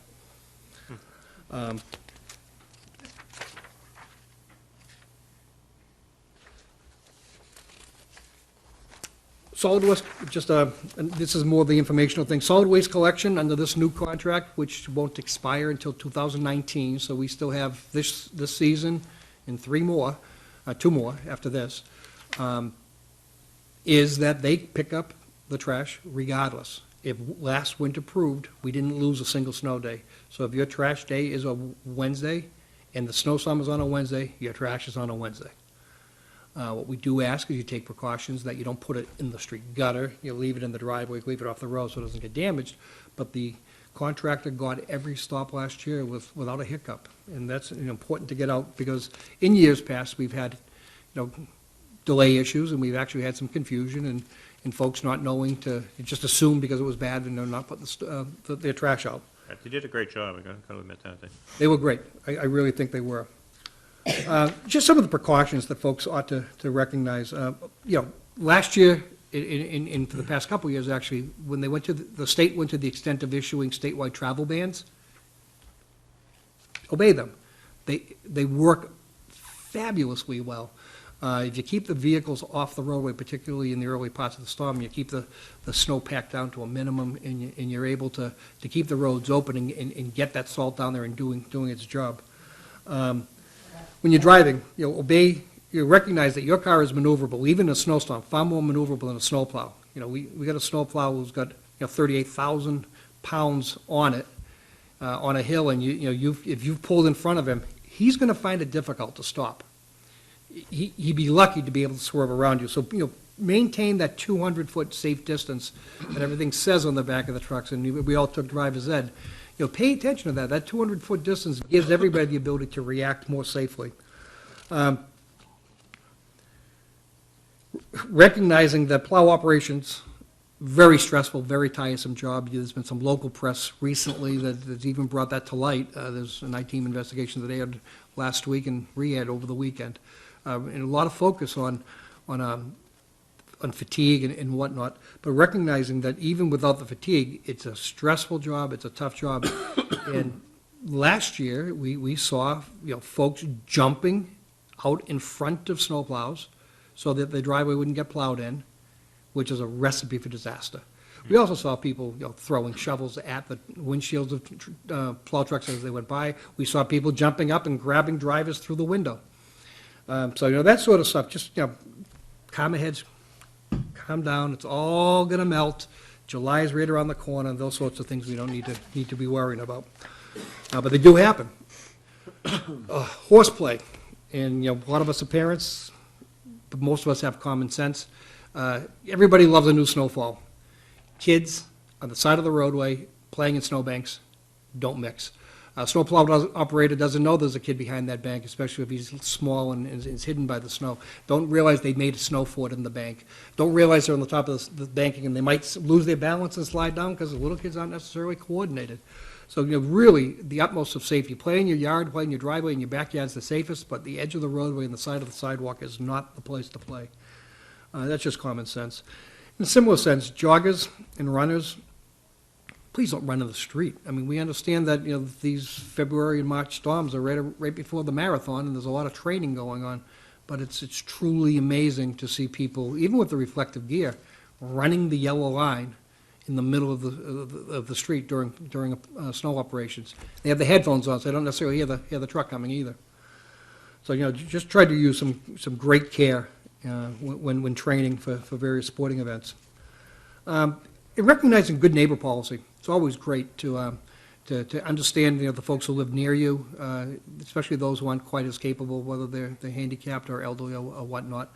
Check in on them. It doesn't necessarily mean shovel their driveway. Just, you know, check in how they're doing. Maybe you need something. One thing I did point out in my notes was that maybe coordinating with the Council on Aging and the school department, see if there is some way we can institute some sort of a need list program all the high school kids need some sort of community service credits to get out, and, you know, maybe this is a program that can develop over the years. Some great tricks for keeping your driveway, nothing more frustrating than clearing your driveway, going inside to warm up and hear the plow come by. Some great tricks. When you shovel out your driveway, throw the snow on the opposite side, so when the plow comes by, he's only pushing what's coming off the street, and what you just shoveled doesn't end up back in your driveway. Put it on the trailing side so it doesn't happen. Leave a pocket. You can shovel out a pocket before your driveway and before your walkway, meaning on the advanced side from the direction the plow comes. Take out a little bit extra, so when that plow comes by, that snow goes in there, but when he gets to your driveway, it's off his blade. You know, those are some nice things that you can do to make your life a little bit easier. Private property on the public rights-of-way, actually, that is about 3 weeks ago now. What this really boils down to is hazards in the street. Basketball nets, basketball hoops, and, you know, street hockey nets and whatnot, street furniture, planters and stuff that you've left out. They're not as dangerous, but the basketball hoops and hockey nets in many instances last year resulted in, you know, loss of 3-4 feet of roadway edge when a plow had to navigate out around them. Not so much because they didn't want to damage the net, but more so that when they hit a basketball hoop, that superstructure, the backboard and the net and the hoop itself comes right through the windshield that breaks the mirrors off the trucks. So we have to go out around them. We lose roadway width. So, you know, we've asked people cautiously, you know, look, everybody wants to have the kids have, you know, a place to play. I'm not sure streets are always the best place, but some people think it is. We just ask them that when the snow comes, get that stuff off the street. If they're out there and, it's, you know, we think winter has set in, you know, we do intend to confiscate it and throw them away. Expectation on plow damage, you know, inevitably, you know, town is gonna do some damage when we plow. It's, you know, big heavy machinery, you know, close to things that are considered to be yours. Remember the edge of the roadway, that first, you know, when you've got a sidewalk, it's pretty clear it's behind the sidewalk is where your property begins. But when you don't have a sidewalk, when your lawn goes right to the roadway edge, you've got between 8 and 10 feet of that lawn, which is really still town property. So if you've got, you know, prize roses, or you've got a beautiful, you know, elevated garden made out of cobblestones and whatnot, you know, those sorts of things might be prone to damage. And if it's on town property, we're not going to be responsible for it. The other thing that's difficult, you know, folks take great pride in green lawns, and they irrigate, and they put sprinkler heads, you know, right out to the edge of the street and edge of the lawn at the street, aiming in. But when we're widening the road and we're plowing it, you know, we're inevitably going to rip those out. But those things that are in our control, I mean, we are gonna break things that we couldn't possibly have avoided and should have avoided. And we ask that, you know, people report that through normal channels. The town administrator's office, the assistant town administrator, has an insurance claims section. We ask that all those reports be pretty well documented, be reported no later than May 1st, so we can take action on them. And also urge people that if you do have things out there, put stakes out, put reflectors out, some sort of marking on the side of the road to minimize the damage to begin with. Here's another real big issue in this town in particular, and that's people who put snow back in the street through shoveling, snow blowing, or contractors that they've hired to plow their driveways. Our challenges are pretty great, plowing the street and keeping it open. What they don't necessarily realize is if we've plowed a street, we may have a salter truck come by and drop a load of salt down behind it. And if people are putting all the snow right back out there, they've just literally defeated that whole purpose. It is, I'll coin a phrase, it is out of control.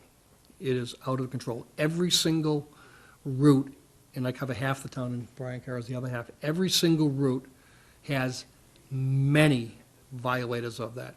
We have a bylaw.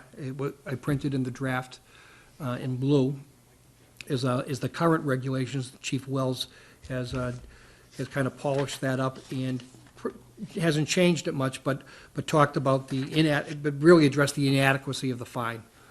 Right now, the fine is $10 for putting it out in the street, and quite frankly, it's a bigger issue than that. Yeah. Vehicle parking and towing, that's pretty straightforward. In blue, again, what I submitted was what our current bylaw is, what's in red, separate sheet, I think Chief Wells submitted, and I think Anne Marie submitted that last week, a week or so ago. In red is Chief Wells' recommendations for change to make that more enforceable. I think what's important to point out is in parking of vehicles, everybody knows parking in the street, on the side of the curbing is certainly in the street. But people who've got, and the Chief's famous word is everybody has 5 cars at home now. But people who have overfilled their driveway and overhang the sidewalk and overhang the street tree lawn and overhang that apron area out into the street, they're on the town property. So they are, unless they're, if they're in a sidewalk route, they're in the way of operations and they're subject for towing. If not, they're probably just subjecting themselves to likely damage by being so close.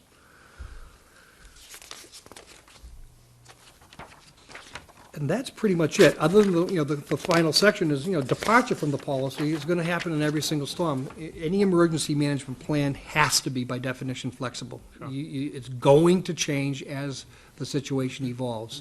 But if you start with a good set of criteria to start with, and everybody understands that, working to that plan becomes pretty straightforward. And that's it on first read. Very comprehensive It is. review, Joe. I did have one quick question. These pages aren't numbered, but there's one place where it talks about plowing cycles take approximately every 3 hours to complete. I stayed away from the analytical stuff, sure. Yeah, but, well, and then the next sentence after that was, every road should see at least one plow pass every 3 hours. Yeah, I If was you're trying to- opening, if you're opening the major roads first, and that's not necessarily gonna happen in the beginning of a storm, is it? Nope. Our major roads, at the very least, our major roads, we actually have main routes that are going to see greater frequency. So on Right, okay. those arterial major roads, you're going to see a greater You're saying frequency. truthfully, every little side street, every 3 hours, we'll see. But in every a plow. single local route, there's going to be comprised of various levels of roadways. And we are going to hit the bigger ones first, and then branch out into the smaller side streets, and then the dead ends after that. Okay. The reason why I wanted to point that out is, it takes about 3 hours, I'm not counting the majors, it takes about 3 hours to complete your route, to start all over again.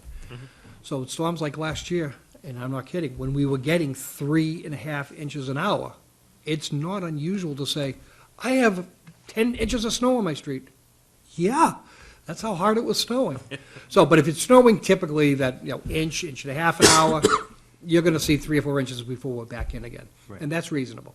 Okay. Yeah, of course, when the snow ends, it's gonna take us that 3 hours after the last flake falls before we clean up and get out there and start treating again. Right. So I was really laying that out as an expectation. Yep.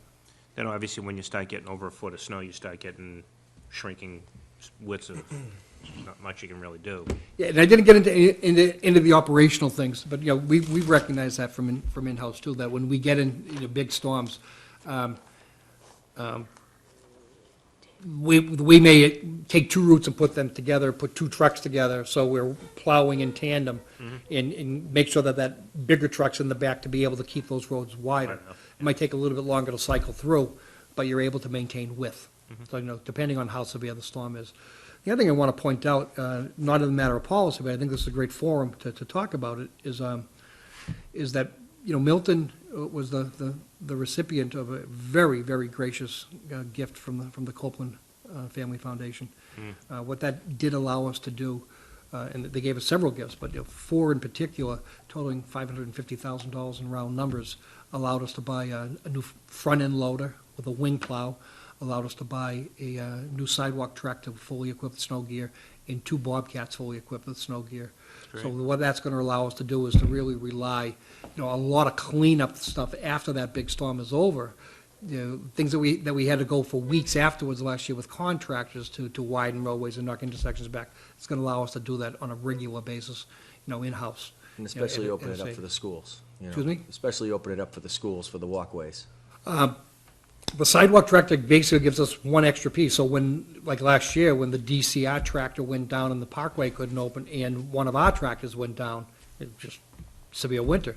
We now have that third piece of machinery to keep the thing going. So the goal will be, not in the height of the storm, you're not gonna put sidewalk tractors out, but when that storm ends, and after people get some rest, we can get 3 people in there and get that open, and in the event of a breakdown, we're no worse off than we were in the past. That's great. We're that much better off. Just the important piece, the Bobcats are delivered, they're ready to go. I hope we don't need them. The trackless will be here Christmas time. Similarly, you would not even typically get into sidewalk plowing until, well into the end of January. I mean, last year, winter didn't even begin till January 29th. When the first snowstorm that we had to do anything And on. it did. And then it hit with a vengeance. The front-end loader, big, heavy piece of machinery, will have a front plow on it, but the wing plow, it's a long lead item. We won't actually have that until sometime the end of next summer, this coming summer. But we'll have it in the main fleet and return it for the wing plow installation in the summertime. I just have a quick question. But first of all, I want to thank the collective group here of leaders from our town that have done such a great job in putting together this policy. I think it really shows a really proactive measure. I think that the residents are going to be very, very satisfied, and I know I am. I think it's an incredible layout. But one of the things, and also I want to thank the DPW workers for the time that they put in. I think that it often goes unnoticed. I think that the long hours that they put in, they're very committed to the town and to the people, and sometimes they get overshadowed. But one of the things I want to talk about is in the plowing. Often you hear giving away the curb, okay? And I assume that's not our guys. It could be the contractors. I know that there's been some talk It's both, sure. last year. And, what do we do proactively to ensure that doesn't happen, for the next few winters, because to keep those streets widened? And then also, on top of that, where you get to the ends of streets, the high snowbanks, where it can be a dangerous, place for people pulling out, especially seniors who don't have the eyesight or the ability, to kind of get out and negotiate around the corner. That's the 2 great points. You don't lose the curbing at the end of the winter. You incrementally lose the curb storm by storm by storm by storm, a little bit at a time. And last year, that was a little bit at each storm is what really ended up losing with the curb. The issue with clearing the visibility, in the past, we used to have to go out with a front-end loader or a backhoe and trucks and scoop it and load it and haul it away and whatnot. With the purchase of these new snow blower Bobcats, we're now, and now our sidewalk plows with snow blowers, we're able to go out there in a far, far more methodical way and almost, if not minimize, maybe perhaps eliminate the need for trucking. Just literally gobble the bankings away and blow them and aim them in better directions just to improve the visibility at the corner. So it'll give us the ability in those severe winters to do that. That's great. Yes. Yeah, I should point out too, that last winter was, just an unusual winter in that we got so much snow in such a short period of time. As opposed to you get a storm, it warms up to 40 degrees, most of it melts, and, a week or two later you get another storm. It just didn't happen that way this year. Yeah, I've been in this business a long time. One thing I've learned is Mother Nature is very, very difficult, very, very predictable, and I don't want to be related to her. The reality is every winter's going to be a little bit different. Whether they happen, geez, 2 years ago, every single storm was a Friday, Saturday. And, everybody worked a long week, and then, our budgets got driven up because everything was in overtime. Sometimes they happen just during the normal workday, and the cost is more minimal, but maybe the snowfall's greater. So, it really is a true dynamic of how it evolves. Last year, they were just awful. They were just hit with a vengeance. And, to the point that we, when we tapped into FEMA resources under mutual aid, we had folks from Pennsylvania Department of Transportation, New Jersey Turnpike Authority, New York Department of Transportation, National Guard, here in Milton helping. That is extraordinary. Everybody talks about the blizzard of '78. You understand that we eclipsed the blizzard of '78 by twice the amount of snowfall. But the reality is our forecasting is that much better, the equipment's that much better, the technology of how you attack snow is that much better. So we do things in a better way. But when the extraordinary storms come, the best you can do sometimes isn't enough. It's only the best you can do. Right. And I think we saw those limitations, the third big storm last year, that everybody was just literally burning the wick at both ends, and there was no wax left in the middle. They were pretty well tapped out, and still gave more. The workers really, sometimes to the peril of their own health, gave more and worked harder. Yeah, like David said, it takes a huge effort from all of you people to, it's a public safety event, let's put it, and you be commended for all the work you do, really. Chuck Caputo sitting in the back here, he heads up the chairs the LEPC, Local Emergency Planning Committee. And what that is a really good unified front. We meet quarterly and talk about various disaster drills and things that are going on. But more importantly, we get the faces of all the players in the community together.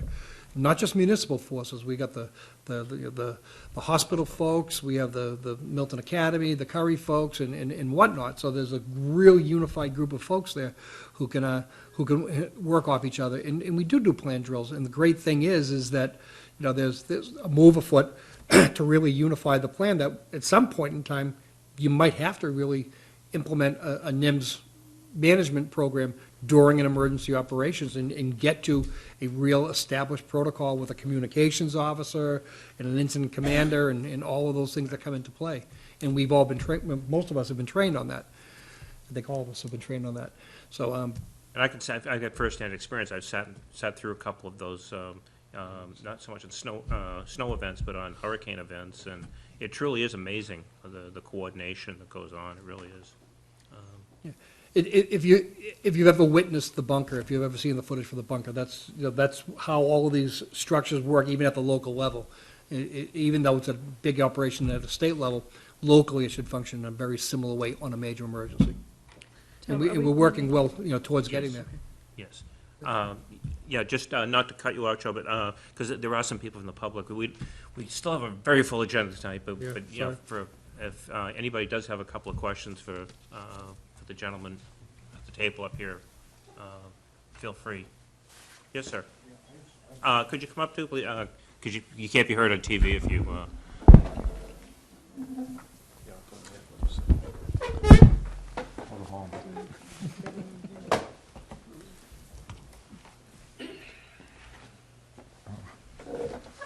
Okay, my name is Jim Coyle. I'm a relatively new resident to Milton. This has been my 5th winter, and I certainly want to thank the DPW for the Herculean effort that they did.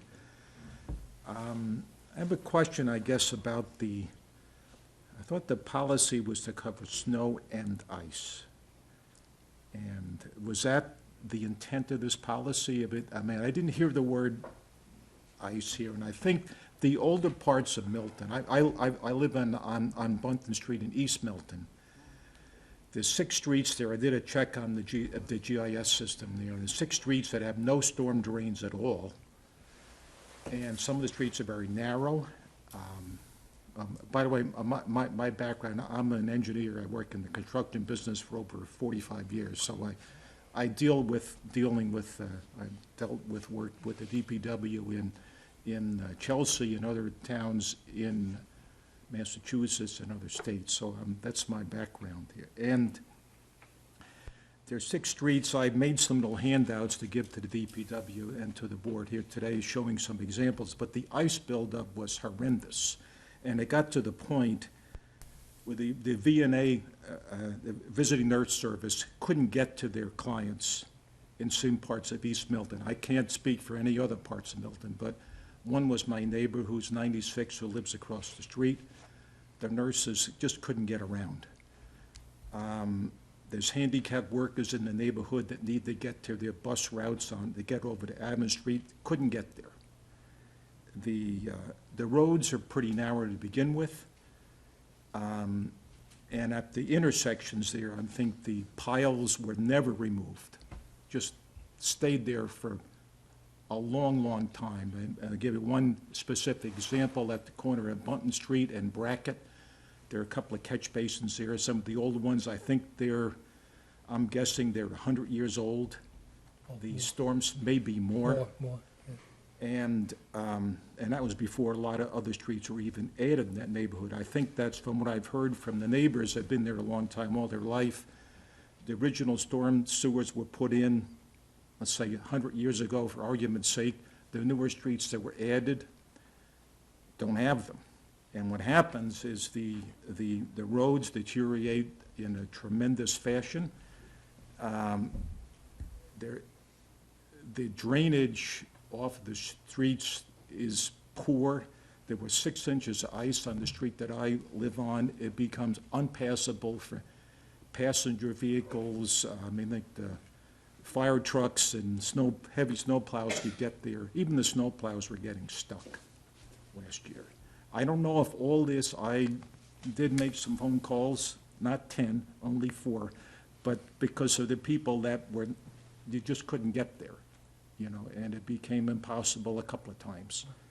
The ruts were 6 inches thick of solid ice because of a lack of the storm drain system. That's in my opinion. Again, that's my business. That's the root cause is that. And the roads have deteriorated to the point they're all wavy. Even if there was a pitch in the road to get to Washington Street, for example, it's not going to work.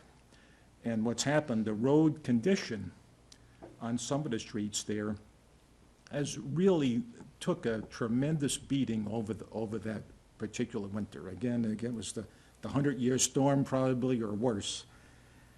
I have a suggestion recently out there. We also have a problem in the neighborhood with leaks from the gas pipes.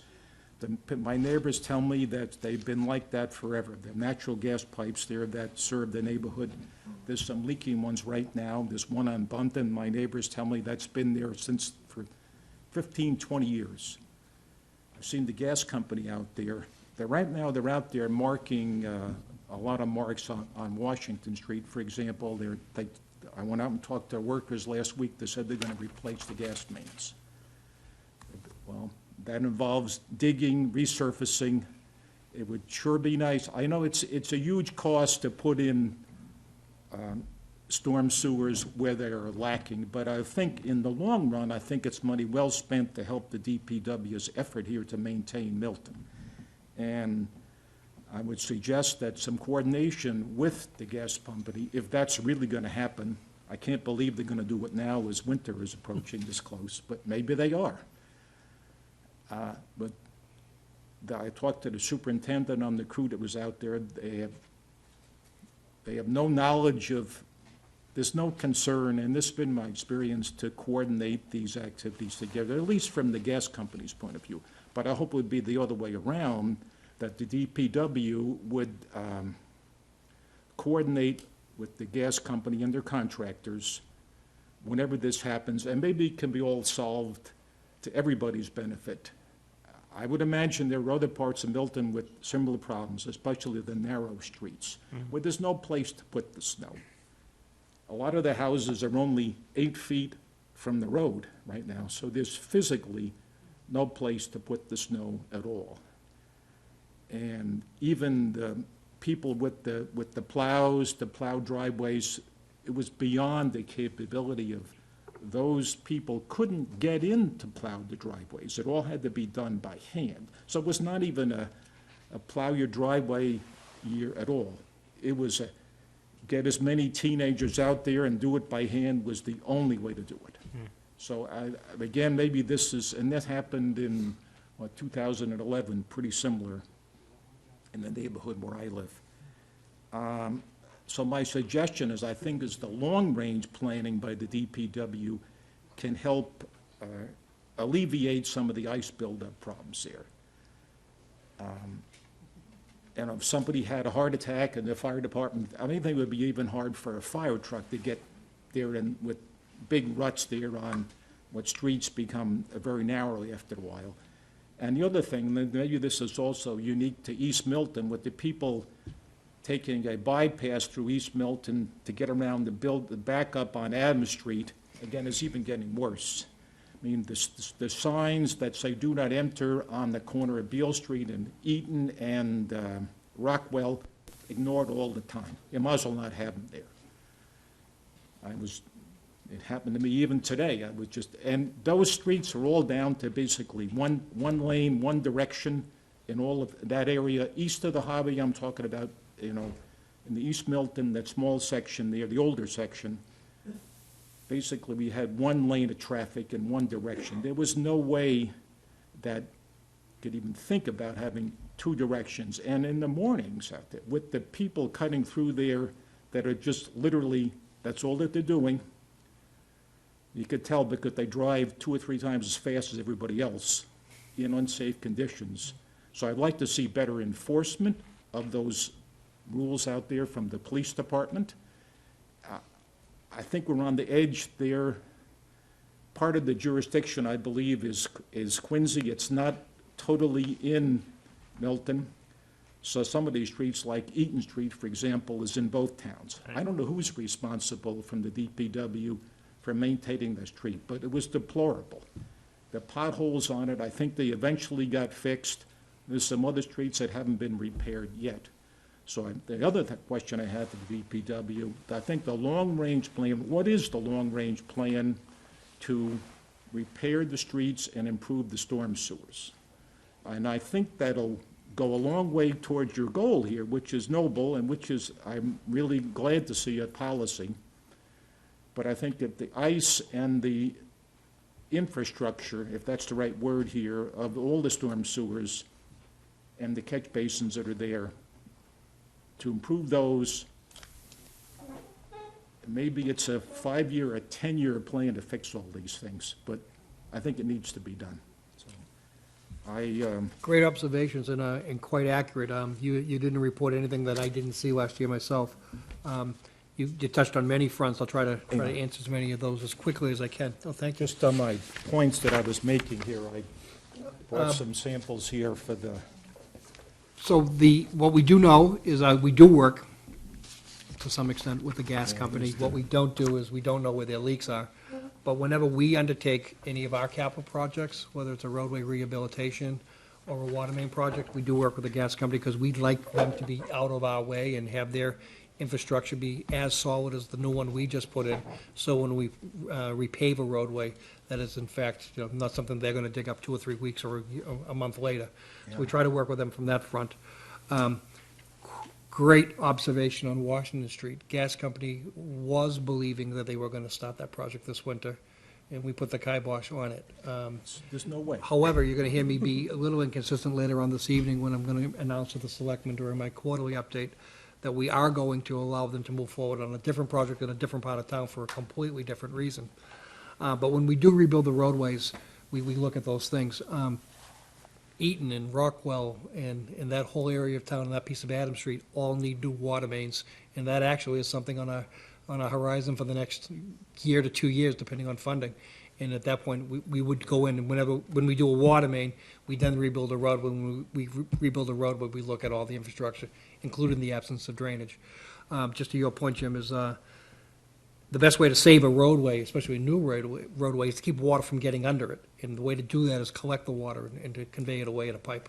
So, I mean, some of the streets here, the cracks are so big, there's grass growing in them right now. I mean, there's probably very little asphalt left. so what I can pledge for this year is that I do know that I alluded to it, and without getting into the detail, is getting the right combination of trucks and the routes. I do know the truck that's assigned to that part of the route is oversized. It's great in most of the routes, but some of these small confined neighborhoods, that truck is just probably not the right truck for those smaller streets. And as a result, as he's turning around corners, There was, one of the big trucks last year gave up. They just said, we can't deal with this. Yeah. And the guy had to back up with some help from local citizens just to get out of there. Yeah, The so that's, streets- and again, you made some great observations, and this isn't even a steep, I mean, this is a flat It's neighborhood. flat. This is a flat neighborhood. This isn't even, anything Got a slight difficult because pitch to of a it. grade. There's a couple of feet going towards Brackett Street. Everything goes towards Adams and Brackett and gets out of the neighborhood that way. But there's still enough pitch there where I think with resurfacing program and storm sewers, you can fix up the entire neighborhood. I And do Jim, want is to your give some phone- other people a little bit of chance to Sure. talk also. All right. Thank you very much, though. Give somebody else a turn here, so. Thank you. Thank you, Jim. Thank you. Is there anybody else that has a comment, or? I gave all the rest of my Oh, comments to the other thank you very much. people here. Here's one for- Thank you. Nobody else? Thank you very much. So I've had requests earlier. This is still in draft form. It hasn't been circulated any further than the people who worked here together on it and you folks. So we haven't put it out publicly anywhere at this point, but they have been requests for this, for me to release it, and I told I know they, have the authority to do that at this point. It's still in draft form. So at some point, I'd like you to embrace it if possible, and make some changes or comments, and we can And polish there it. certainly are some things to discuss here in terms of, whether we do want to, I know we did, and the person that contemplated a sidewalk, snow removal, shovel your own walkway is here, and it wasn't, I mean, it's a great idea, it wasn't really embraced the way it should have been. Well, I think the call center, we probably want to talk a little bit about as well, and the staffing. So obviously that has some impact on existing union Yeah, contracts. So absolutely. there's And all the some more, other issues. exactly, that- all the more reason not to release a draft, because there were some editorial comments that I've brought to your attention Yes. in here that, certainly shouldn't be in a final copy. Right. Well, this is a first reading, so Sure. we expect that this will have some changes to be made. Excellent. It's a great document, though, it really is, it did a good job. Thank you. Thank you, gentlemen. Thank you, you guys. all. Appreciate it. Very good, thank you.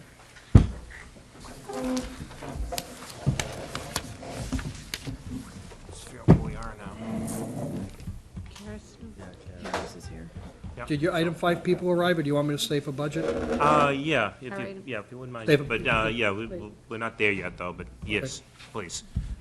Okay, now we're gonna switch back to item 5 on the agenda, which is, a conference with, Caris North. Talk about a bunch of things, to do with airplane noise and our airplane noise, committee. Hi, Karis. Karis. Good evening. Karis, good evening.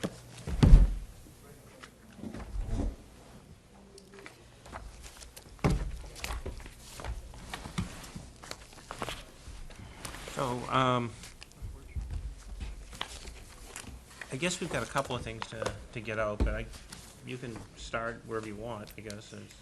Sure. I would like to start with the fact that, based on our previous conversations, I have, in the process of retaining an airplane noise consultant, Nancy Timmerman, who is here today. Ms. Timmerman's in the back of the room to say hello. Come on up and just have a seat. She is, has a bachelor's in engineering from Northwestern, a master's in engineering from MIT. She has worked for Massport as the manager of the noise monitoring systems and in noise abatement and noise monitoring analysis from 1992 to 2001. Since 2001, she has had her own woman-owned business as a noise consultant, and she was imperative in creating the noise monitoring system at Logan. She has done work for a number of municipalities and neighborhood groups, analyzing noise impacts, and she'll be working through the town administrator and I to provide technical advice on an as-needed basis to the law firm. We're retaining her just to retain the attorney-client privilege, and then, so we'll be working together on those issues. So, this is Ms. Timmerman. Thank you Welcome, for coming. Nancy. Hi. I did read through your resume. It's certainly, to say the least, very, very impressive. It is, Um, yes. Yes. Welcome, Nancy. We're happy to have you on our side. Absolutely. So, and I know you just came on board, but, and I know you do have a lot of experience with FAA, with Massport and this general area, but, I mean, one of the things we want to do is kind of figure out, you know, how bad is the airplane noise over Milton relative to other communities? You know, is what we're saying, is what we believe, in fact, true, that we do have an unfair burden in the town? And some way to measure that.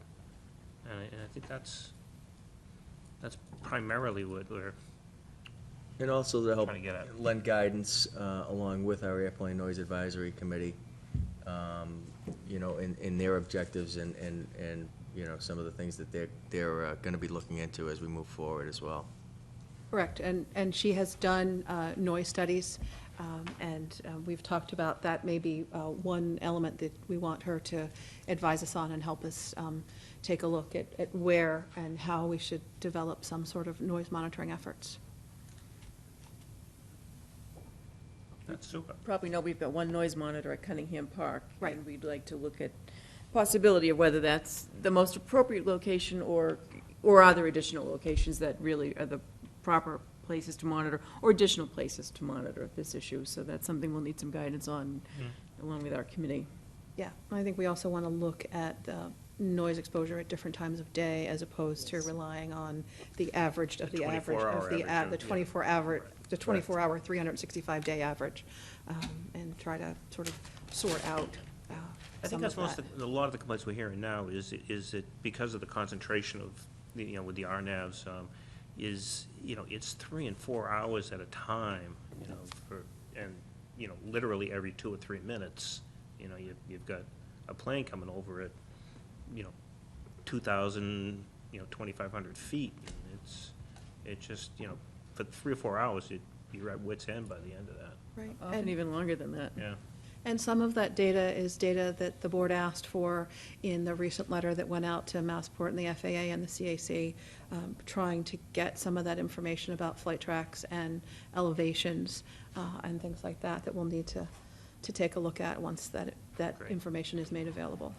Great. You know, and then just some kind of a, knowing, you know, what is reasonable to ask of Massport and what is not doable, and concentrate on what we can accomplish, and, you know, that's kind of, I think, what we hope to do. Yeah, I think that's all consistent with the things that we've talked about. So, Okay. Good. Anybody else have anything? No. So, thank you very much, Ed. And Pleasure welcome, meeting thank you very much. thank you. Thank you, Nancy. Okay. Okay, now, we do have, in terms of the Airplane Noise Committee, we have 3 resignations, and it's kind of going to be a reformation of this committee, that Carolyn Kinsella and Roxanne Musto and David Burns have all tendered their resignations for various reasons, and, you know, we thank them for all the service to this committee. The Board of Health kind of met and decided that, you know, it really didn't make a lot of sense for Board of Health employees or the elected officials, the board itself, to be sitting on that committee where they were also on the committee trying to analyze it. So they did want to step off. So that's one thing. The other thing that the Board of Health had met on was because of the configuration of their committee and the focus of their committee, the narrow focus of their committee, they didn't think it made a lot of sense for it to be a joint committee of the Board of Health and the Board of Selectmen. They still have tremendous concern for the issue, and they want to be kept informed of the health-related aspects of airplane noise, and the Board of Selectmen are committed to doing that. I think that's appropriate, given that the selectmen's role in this really is a much broader role in the overall issue. Right. It's not just health in our case, but it's considerably broader than that. So I think that's consistent with what some of our views are. I think we in the Board of Health are in agreement on that it probably makes Yes. sense for this board to be the appointing committee for the Airplane Noise Advisory Committee, and to the appointing authority for that committee, and to oversee it and appoint its members, and to involve the Board of Health Okay. as necessary on Consult health with issues. them on health issues and Yes. health matters, correct. And we'll have to be a little bit careful on that, because sometimes those lines get blurred, you know, because noise can be health, noise can be an annoyance, you know, it can be both, but, I think we had suggested that the Board of Health, or at least or one of their members, could come in. If all of them want to come in, that's great. We just post it as a joint meeting. But we could have one of their members come in. Whenever the airplane committee is coming in to report to Right. us, we could have Right. a member of the Board of Health be present, and sit at the table with us and ask any questions. so what we're gonna do tonight is dissolve the current airplane noise committee, and then immediately reestablish a new airplane noise committee. So we do have a couple of motions before us, first for the resignations of, I'll move that we accept the resignation of Caroline Kinsella, Roxanne Musto, and David Burns from the Airplane Noise Advisory Committee. And I'll second that. motion made and seconded. Any further discussion? Yeah, I just want to just echo the thank you, in particular to Roxanne Musto. Roxanne has been the chair of this committee. She was the co-chair initially, has been the chair for the committee for about a year and a half.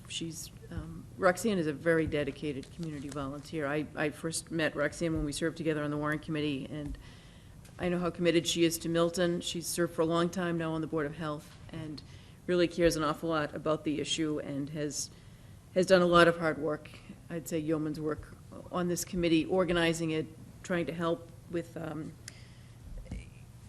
get the committee following certain processes and procedures, and I think that's been very valuable, and she'll continue to be involved as a Board of Health member on the issue in general. So just to thank Caroline, David, and Roxanne for their significant contributions. Caroline is still our Massport CAC representative, so Yes. she's still going to be involved in the, with the issue going forward, but And I specifically want to thank Roxanne for all the hard work that she's put in as well, and Caroline for their leadership.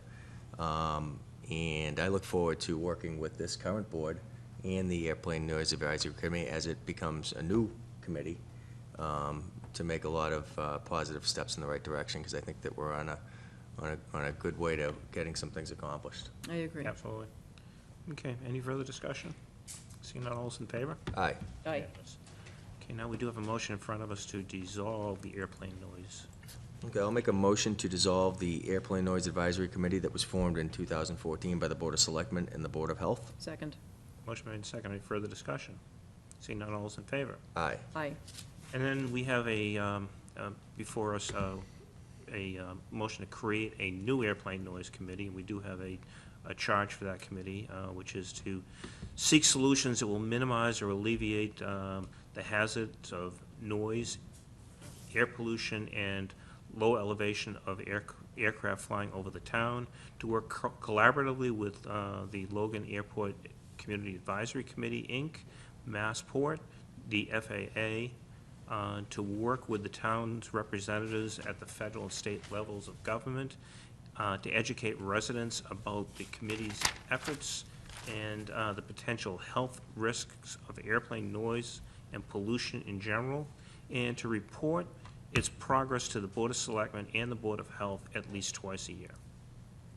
Okay, I'll propose a motion to create an Airplane Advisory, Noise Advisory Committee and appoint Barbara C. Martin, Christopher Zambuto, David Godine, Muna Killingbeck, Andrew Schmidt, Jennifer Goonan, Matthew Crowley, and Michael Andrusino to serve through July of 2016.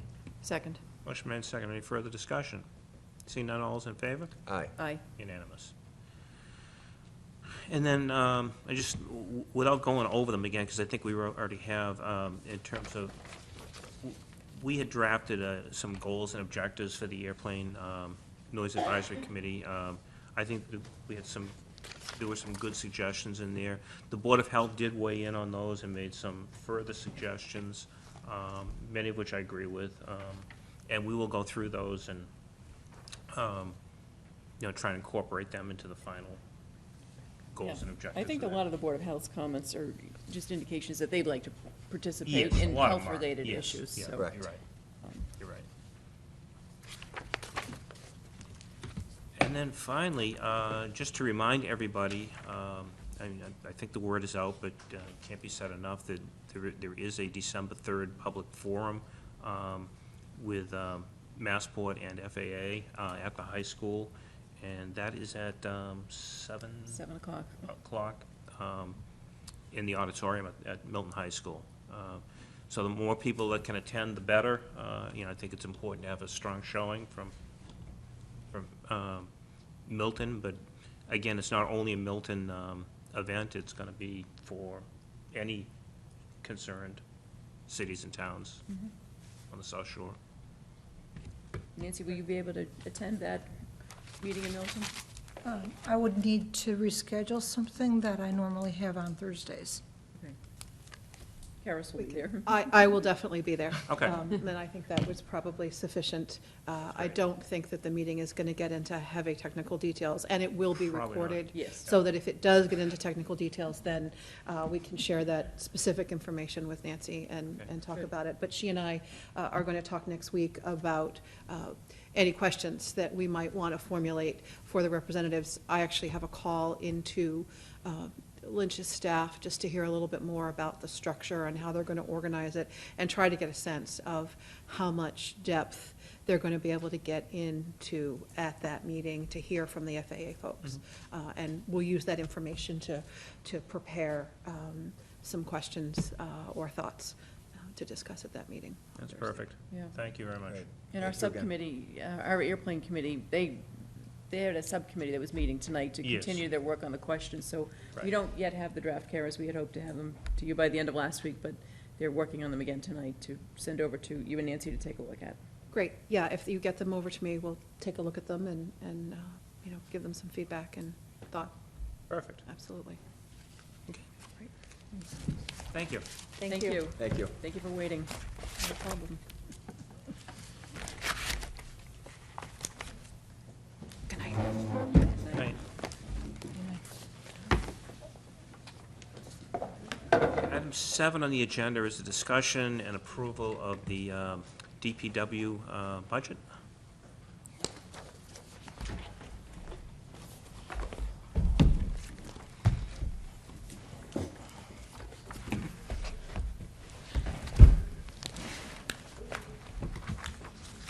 Good evening.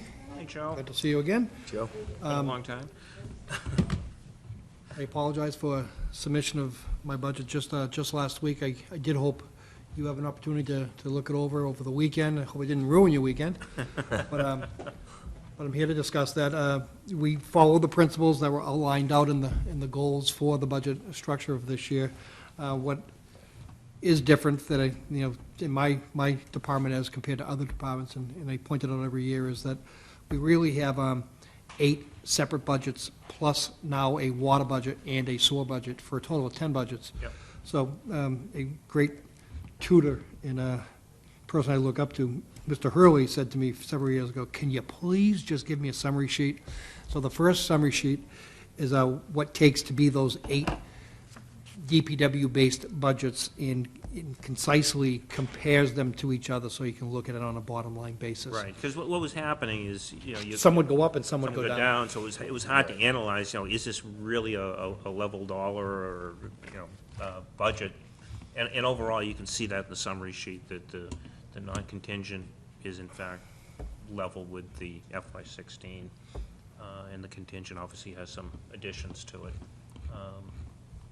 Yeah, and so, with the summary, you can see that the goal was met, and then we can dive into each individual budget, section by section. So DPW general, just as we had talked, it went up somewhat over the 16 appropriated, and then as you can see as we go through, is going to be, similar sorts of things. What it really boils down to is we've continued to put an emphasis into stormwater management in our non-contingent budget that meets the, minimally meets the obligations of the existing stormwater permit. The contingent budget speaks to the additional things that we ought to be doing under what we think to be the new permit when it comes out, which is likely to happen sometime mid-year during FY17.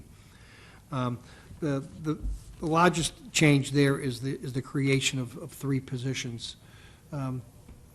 One within the engineering, construction, inspection end of things, the other in an environmental coordinator's position, and lastly, in FY16, is the creation of a new labor truck driver operator's position.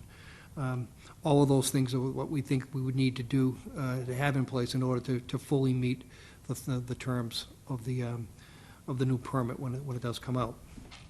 Yeah, and this permit it's an unfunded mandate, obviously. It It's is. a federal mandate, and it is unfunded. But you're saying that with respect to the non-contingent budget, even though it's considerably lighter in dollars from the contingent, that we will at least minimally, Meet the existing permit, the existing. not the new Not the permit, new permit. which has yet to be promulgated. So, it's taking things status quo as they are. And Joe, you said the new permit will be middle of next year? Middle of this coming fiscal year. We are now in year 12 of what was first a 5-year permit. Right. So middle of fiscal 17. that's, Okay. that is correct. No, I say the middle. It very well could be July and August by the thing Okay. becomes finalized. Federal fiscal year starts in October. And it very well could be in place by October, so not quite the middle of the fiscal year, but, sometime after the fiscal year begins. So really, we're looking at, in terms of stormwater management, is we're looking at to comply with, well, what we think to comply with the new mandate, about $1 million in the operating budget, plus a considerable amount of debt service as well, with respect to stormwater management. Which doesn't show up in here. Doesn't show up in the operating budget. You're absolutely correct, because over the years, There's we, $500,000 a year in the storm drain project. That's a 10. we backed it down a little bit Little a bit. couple of times, but the goal would be to get back to the 500,000 a Right, year. and that's a 10 or To speak 15-year to things like project. on Bunton Street, the exact same issue. Yep. And I know you did in this year's capital plan, you had some other stormwater-related items in there as well, weren't about the storm drains, but. That's correct. Yeah. Yep.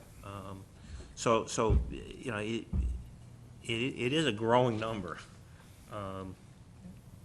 One of the things we had talked about, and we're just in the beginning stages of talking about it, is a stormwater utility, which more and more, well, there are maybe a half dozen or so communities in Massachusetts now that have them.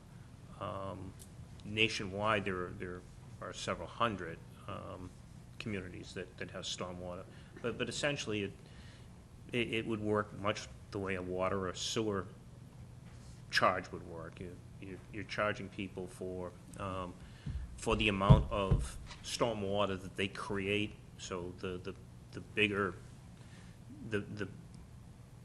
the bigger properties with the impervious surfaces would generate more stormwater typically than the smaller ones, and it's that kind of a I mean, project. it's certainly fodder for discussion within the budget, and I know that it's a separate agenda item to talk about that in more detail. If It you is. wish me to dive right into it If now. you want, yeah, it's something. Yeah, because I think it makes sense. It puts this all in context.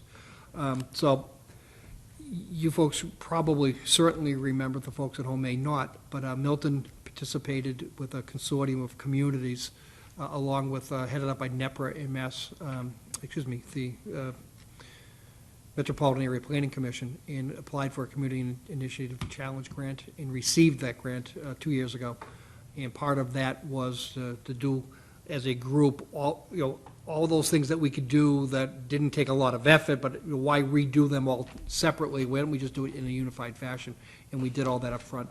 But 2 of those communities were singled out as potential folks who would be interested in having a pilot study done of of its existing stormwater system. Milton was selected for a lot of reasons, mainly because we've really done a pretty good job in focusing on this for many years.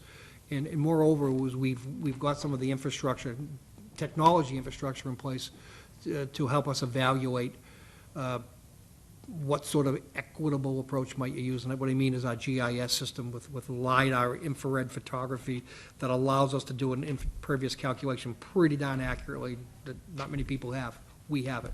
Mm-hmm. So we participated in the pilot program. That report was issued April 2nd and distributed, which, I can make available again.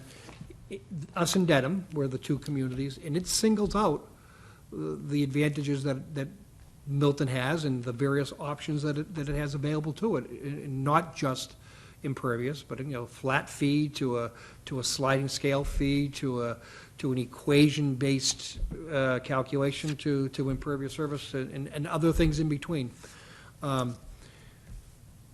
Moreover, is that I think you hit the nail on the head. There are a handful, maybe a half a dozen, growing every now and then, communities in Massachusetts who have created stormwater utilities.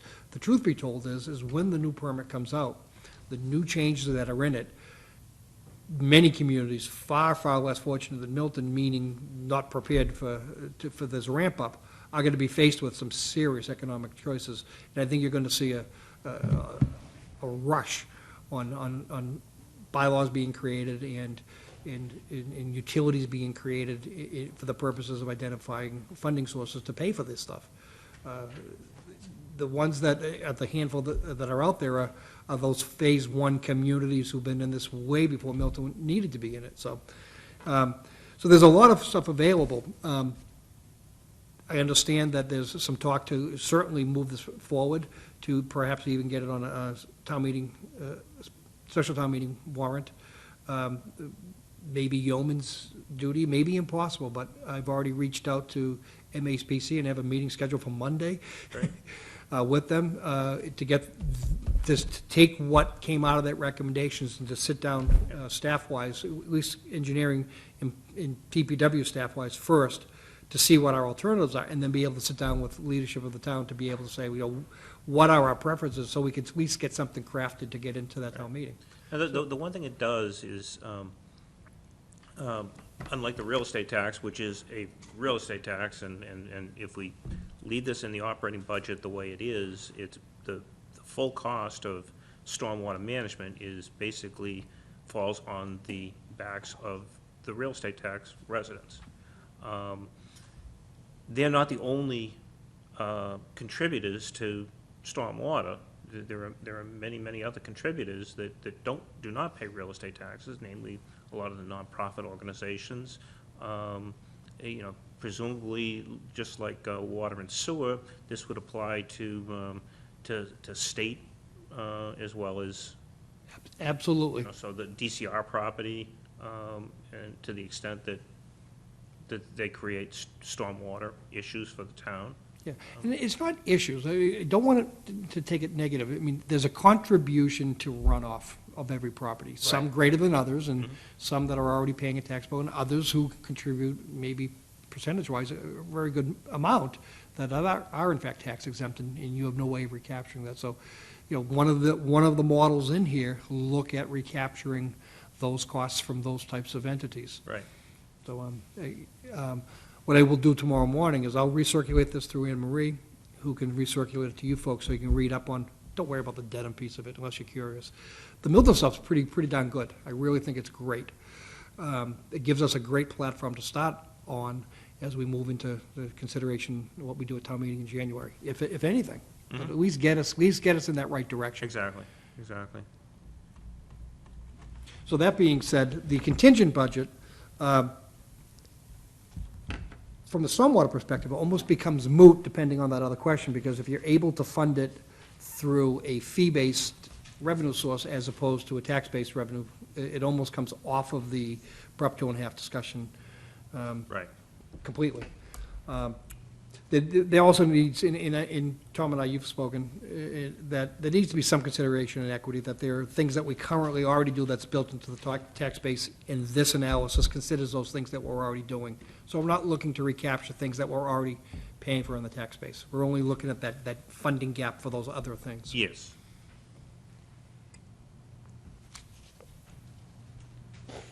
So I know we danced on stormwater a lot. Any other questions on the budget itself? The only question I really had was, look, I guess a couple. Number one, I noticed that there are significant salary on the non-contingent budget compared to, salaries, like in general, salaries are down significantly from the contingent.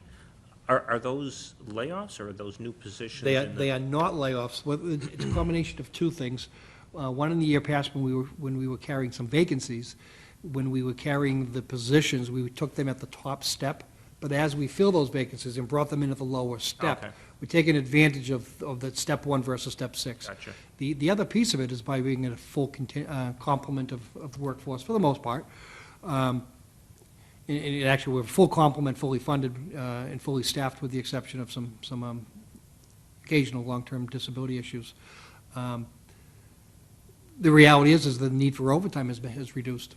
I'm able to get, more work done during the normal workday with the folks that are working on a regular work week basis. Okay.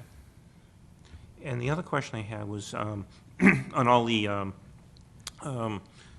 solid waste stuff, the collection of refuse, the FY6, there is a decrease, and that's a contract, and, that's basically a new contract, but, which started in 16, did it not? Started in FY16, right?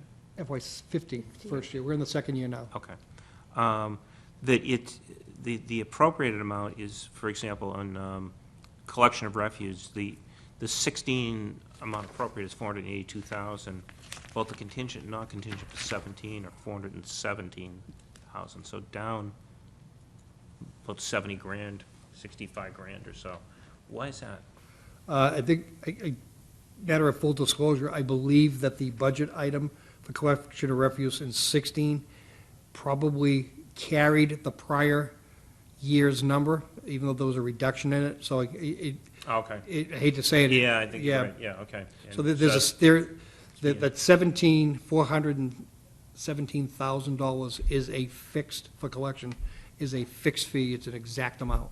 Okay, So gotcha. there's no change. Now, by contrast, though, if we flip to the next section, refuse transfer and disposal, that is a per ton basis. The tonnage is fixed, is a stated amount, but that's based on a forecast of typical tonnage.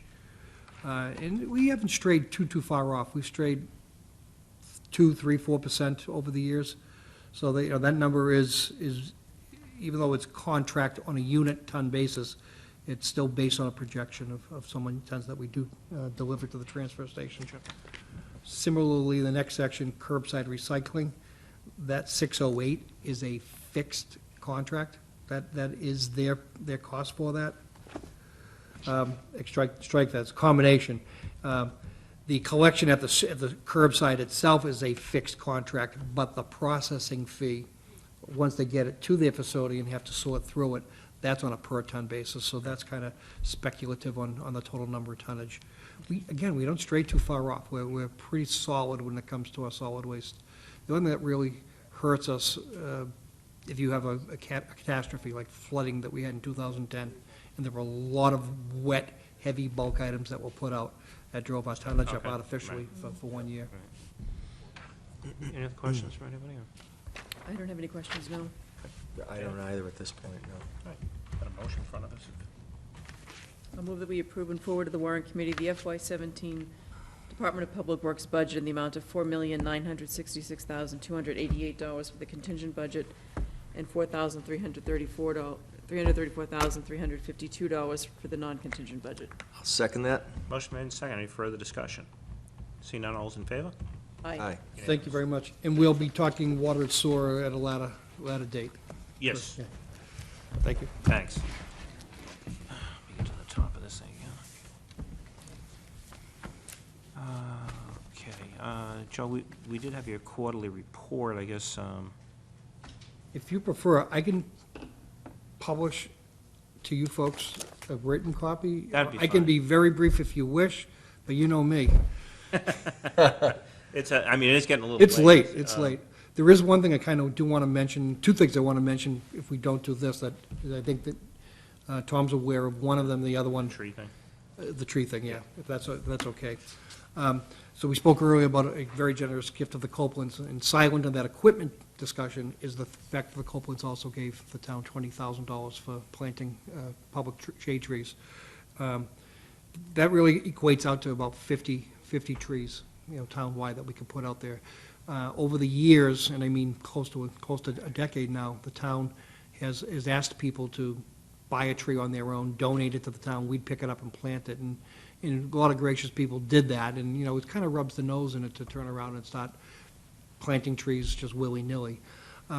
What I'm proposing is a methodical method of establishing some objectivity. I'm sorry about that. Sorry, we have a copy of You do already have that, okay, great. For lack of a better phrase, a tree lottery, if you will. Consider it like if you're in a lottery for housing stock. Reality is our need for trees far, far outweighs the funding that we have. As generous as it may be, there's no way I can address all of the needs that are out there. And I really think it would be onerous and, if not impossible, for, anybody on my staff, or particularly myself, to be the god of all trees and tell them where they're going to go and who's not going to get them. So what I really want to do is let folks, know about the program, give them an opportunity, a window of time. These are dates out of whole cloth that I think are attainable, but, they're certainly flexible, where they can put their name in, their address, and tell us that this is to replace a tree that was once in front of the house that's being taken down. And give them options, if they prefer, we would prefer that they have the tree behind the sidewalk on their private lawn. We'd still give it to them, we'd plant it there, but at that point, it's theirs to care for, and typically they do a better job caring for it if it's there. However, people who simply want it out in the grass strip can say that. They only want it out there, and that's all they want. But based on the lottery, we would then, the number being approximately 50, we would draw the first 50 applications. We would review each of those applications for the appropriateness, meaning, are there utilities that are in the way, underground or overhead? Visibility issues, are there safety issues? Is the area big enough to even support a tree? All those types of things. And if they're all positive and they're capable of supporting a tree, well, that's candidate number one. Arbitrarily drawn through a lottery, and that's there for consideration. But the next one, perhaps, maybe it can't handle a tree. There are things in the way that prevent it, and that one, it doesn't get considered. We'd simply draw another application. So that's what I'm proposing to roll forward. The goal would be, the money is in hand, and the town's received it already. The goal would be to go through this lottery process through the winter, make the final selections, early spring, and start the planting mid-spring, so that hopefully everything's done before June. And that would be the goal. And, I'm hoping the selectmen embrace it. I hope they see it for the fairness of objectivity, which is really the only thing I'm trying to achieve here. And certainly open to suggestions if you think it's neither of those. I think it's a great idea. We do have a shade tree advisory committee that Yes. we've just appointed, so I think, Joe, we might like you to work with that committee on the issue in general, but also maybe talk with them about this lottery and involve them to the extent possible. And maybe having them be part of the review process. Yeah, I guess that committee isn't totally in place yet. That's, the timing of it's difficult, and in my mind, I read the charge of what they're, and I think theirs is really far more It is. inventory and in general, and just really, where were we, where do we want to be, and how, where are we now, and how do we get there? That's right. And This the is true general. operational stuff, I don't think ought to, I don't think it did include, and maybe I'm wrong, I don't think it ought to be, their purview to get the actual work done. Right. If we have 50 trees, they should be happy that we're getting 50 trees and know that this is where they're going about it fairly. Certainly, once I think they're not going to get together till the middle of January, and by then, we're already looking to perhaps close out the lottery. to be able to start this process through the winter. Spring, yeah. Well, I think even if it's a reporting or letting them know what, you know, if they're not meeting until after you've already closed out the lottery, at least keeping them up to date on what you're doing and going in and just talking with them and informing them. And then going forward, maybe there'd be a role for them to play at some point in the future if we, you know, if we're able to keep, one of the goals is really with the Shade Tree Advisory Committee is to advocate for funding for this and try to bring some of it back into the budget. So to some extent. At some maybe point in there's a time, it may going no longer be forward role needed. for them. That's Right, it's at some point in time, the funding levels are so sufficient that, you know, pick and choose that, you know, the funding meets the requests on an annual basis. I think we have 3 people appointed to the committee, and the good news is we've had a lot more interest in it, so. Beautiful. Yeah. We may have some more people to, with good backgrounds on Yeah, with for great this to backgrounds, appoint yeah. to it. Excellent, excellent. Great. Glad to hear that. Thank you, Joe. And the last thing I wanted to mention is, we'd heard some reference to Washington Street and the gas company's endeavors to try to dig it up. In a very similar way, they've been talking about this for 9 months. Of course, here it is wintertime, and they're shopping around, and we're not letting them work on Washington Street. It's just a huge, huge undertaking. However, they do need to do Lincoln Street from Thatcher to Brook, and then turning the corner from Brook up to Kerrigan's Corner by the Pierce Middle School. We worked out, first of all, they believe they have a permit in place, but on November 15th, that discretion lies with me, and we shut the roads down as far as they're concerned. But we worked out a very methodical method for them to leapfrog their way through the neighborhood, to minimize the disruption, and to be able to patch everything every single night, watching forecasts. We worked it out really well, and including, the biggest part of this particular section is where do they store the pipe, which is, they've worked out with the school department on that Lincoln parking lot. So, it's truly to meet the needs that they were unable to meet last year. They had some low gas pressure issues in many of those areas around the Pierce Middle School, and this creates a transmission main through that neighborhood. The folks on the street themselves were experiencing troubles, and from what they've already gotten notices that, you know, that this might be happening.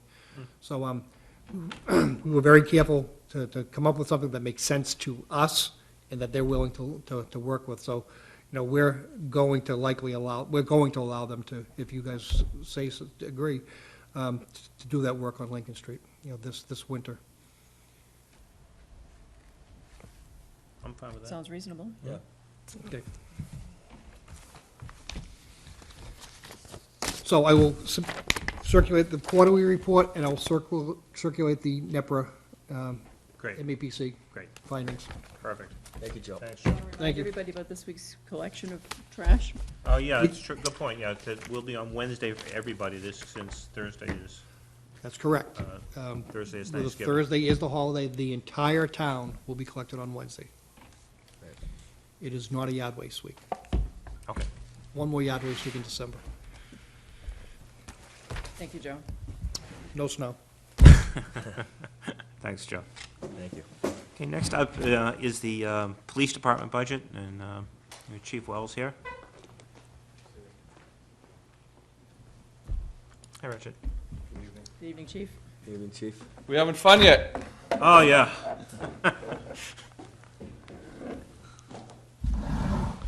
So looking at your budget, general expenses, contingent, non-contingent, compared to 16, basically pretty much the same. Not a lot of difference.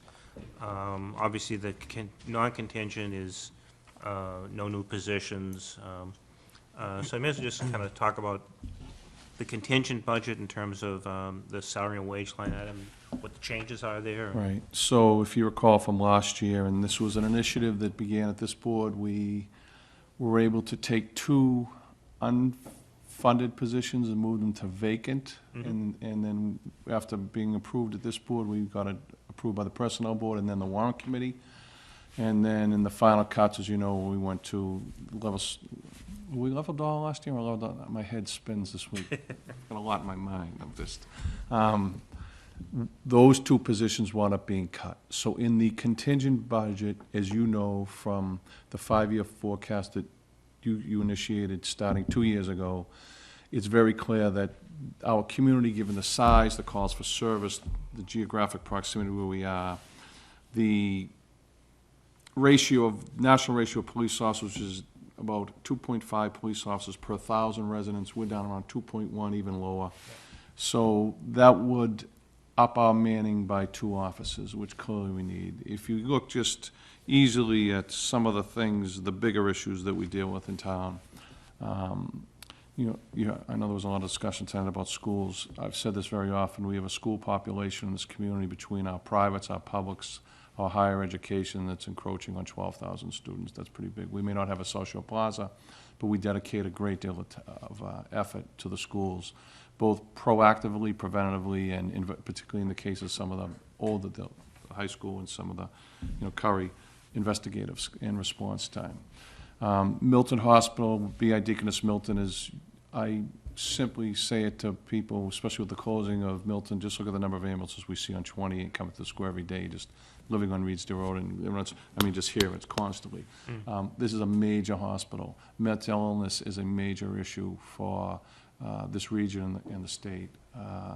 Opiate abuse, we have a coalition here in Milton. We're not immune to the opiate abuse that heals everyone. So Milton Hospital's a big draw. It takes a lot of time and energy. So just by increasing by 2 offices, we're working towards just building this agency back up to 60 officers by the year 2019. So this will be the first step in it. So that's the real big change in the contingent versus the non-contingent budget. The only other small is, like, as we know, energy prices, electricity rises, things like that. Gasoline is fluctuating. Right now we're down, but as we all know, it can bump up real quick. For this community, who Mr. Lynch buys the gas in a collaborative, they bought at a high rate last year, so they kind of got tongue because you're tying for a whole year. We actually broke away from it somewhat and started buying retail because we're just, if you're paying $1.99 at the pumps, why are you paying the contractual price is $3.21, which is, just. So those are the little things. That's pretty much it. I do, as you know, and in the presentation that was made in the 5-year forecast here a couple weeks ago, budgetary issues are a luminous thing. They loom very high. Everyone wants their part. Everyone wants their piece. And, if one of the things that you hear continually is that people, whether they've been here for 6 months, 16 years, or 60 years, they have an expectation of a quality of life. And when it comes to public safety, very simply, they want to be safe in their homes. They want people to respond when they're going to be there. And when they have a complaint, they want to know that we're going to rectify it. So those are things that you have to work very hard. I think that the men and women who do this job every day and the people who live here, and many of them, as we all know, this has been a tough week for me and not a week that I ever wanted. But if there's one of the things that I'm somewhat proud of is that this police department communicates in every way, shape, and form that it can, and it's just so essential because, as we see on CNN tonight, it didn't take much more than 10 men with AK-47s to rock a country last Friday. And just as much as 9/11 rocked this world, the Boston Marathon rocked this world, the Revelous murders in 2009 rocked this community. Things will happen, and we are not immune to anything, but when we have a community where people care, and I think all of us in this room, this week, if there's one thing that I take away from this past week in my own personal life, is that people in this community care. And I think that even though many won't want to talk about it, you and I know, especially Tom, the senior who's been here the longest, Anne Marie, Katie was in the warrant committee, David, you've just arrived in this, is we're going to have to approach an override. It's going to happen. And having had the privilege to work on prior overrides with people, it's not an easy thing to do. But the one thing that I probably take away from this week, a great deal of comfort in, is that if I could harness all of the energy that I've seen in the past 5 days, all of the words and emotion that was articulated in this room, and just scoop it up and put it in a knapsack and carry it on my back, I would want to do that, to carry that agenda to fulfill this override, because it will not be easy. But if we go to the non-contingent budget and another non-contingent budget, and then suddenly we're on a level dollar budget, and suddenly you have the eradication of town services, things don't look the way tomorrow the way they do today. And then, as difficulty as it is, and Tom, you're a numbers guy, so you understand this, as difficulty as the financial forecast may look, imagine, that's with the hope and prayer and the collegiate effort of so many that will work to try and get this override when it comes forward. Imagine how difficult that would be if we had to go non-contingent level dollar for a long period of time. I know sometimes people, it's easy to say no, and sometimes people think, oh, you know, they don't need this or they don't need that. You just heard a discussion from the DPW director about just something as simple as replacing trees in this town. And Somebody to do it, yeah. that's right, but you got, and even the little bit of money you got this year, it's something that you have to continue because, you know, without a tree, without a park, all of a sudden, you know, you drive by the town hall and the gazebo here in this community, and it kind of says, this whole area here, and if you've noticed, there's a Channel 5 commercial ongoing, and they've used a shot of our gazebo, and that it's a catchment of all different things in Boston. It's on this week. And if you look at just the picturesque part of what this community, it kind of tells a story. Where the grass is cut, the way the buildings are. If you, suddenly the grass was a foot high, and the paint was all chipping off the gazebo, who's gonna go in the summer? Who's gonna do this? Who's gonna take part and step up and roll up their sleeves, get actively engaged in this community? So, I know you've been here a lot, and I just wanna end with this. I think that it's very important, and I've said this many times, Anne Marie heard me speak at a department head meeting about this last week, is that this will take the work of all of us. And I hope that all of you, because I definitely have, and I hope that everyone in every email and every phone call that's gone out realized that we truly have a community that cares, that apathy is very hard to find in this community. And I'm one of all the 30 years I've had here, in working here, having my dad work here, you know, having that instilled in me. I, for one, take a great deal of comfort in the fact that I know that there's an army like that out there that's willing to come forward and help you, because none of us could do this by ourselves. No, you're right. I mean, the town's been, the voters of this town have been good in terms of overrides over the years, but, you know, this is gonna be a difficult one because, you know, people are hurting still out there It's tough, financially. it's tough, and as Kevin Sorgi, the former town treasurer, always said, part of the reason we succeed, and former warrant committee members, former chairs, different town meeting members, people on different committees, we succeed because we're past overrides. And that's a critical factor in the positive quality of life here in this town. Now, I'll leave you there's with one that. other thing that we had talked about, and I don't know if it's worked its way into this budget or not, but I know we had talked a little bit about a parking enforcement position. I heard. And I wasn't So sure- it's not in this budget, but it is something we could probably address going forward. Yeah. And we think it might be a way to make it revenue neutral and get it done. As you know, I did submit a capital on, Yes. and we have met twice with the chamber. I don't know if it'll be feasible. I think, and I only speak on behalf of the commission members, we're only gonna come to you with a recommendation if it is A, feasible, and B, if we see relief both for the businesses who make their livelihood there and the residents that abut. Sure. Which of, as of today, I'm one of the new abutters of East Milton Square. As of 1 o'clock today. Haven't moved there yet, but I bought a house there. Chief, I had a question for you on the general expenses. It looks like you're looking for new equipment of about, it's about a $20,000 difference Right. between the contingent and So we non-contingent. had- yeah, Can you we- just speak to that? So in the contingent, we added our police motorcycles, which prior to the 9C cuts, which Governor Deval Patrick made in 2009, we used to get about $50,000 a year. It was a straight line item in community policing funds, and that got cut. So from that, we would buy specialized equipment, including all our motorcycles. So the motorcycles now, they're like 5, 6 years old, but they have a very good resale value. So $20,000 gets us 2 brand-new $25,000 motorcycles, because of the value of them traded in. There's a huge market for old police motorcycles. So for $20,000 in the contingent, we would be able to purchase 2 new Okay. police motorcycles. That was the only, that's the only, yeah, that's the only $20,000, the only difference in the general, and other than, I think, electricity, because electricity is constantly, and Mr. Ritchie and I are already been going back and forth as to maybe solar or buying off of, depending on how far the schools go with their collective solar panel. You know, since the windmill project has gone down, Bill Ritchie has really worked hard on this, trying to seek alternative ways where we can buy green electricity at cheaper rates. And I want to put the police department in on that, because electricity just seems to constantly be, Sure. up against it all the time every year. Anything else? Any other questions? I don't have anything else. No, I don't have anything either. Okay. There's So a I'll motion move that before we us. approve and forward to the warrant committee the FY17 police budget the amount of $7,034,678 for contingent budget and $6,884,547 for non-contingent budget. I'll second that. Motion made, seconded. Any further discussion? Seeing none, all's in favor? Aye. Thank you. Thank you, Chief. Thank you. Take care. Someone needs to learn what a thermostat is in this room. Yeah, I know. That keeps you awake. Thanks for the update.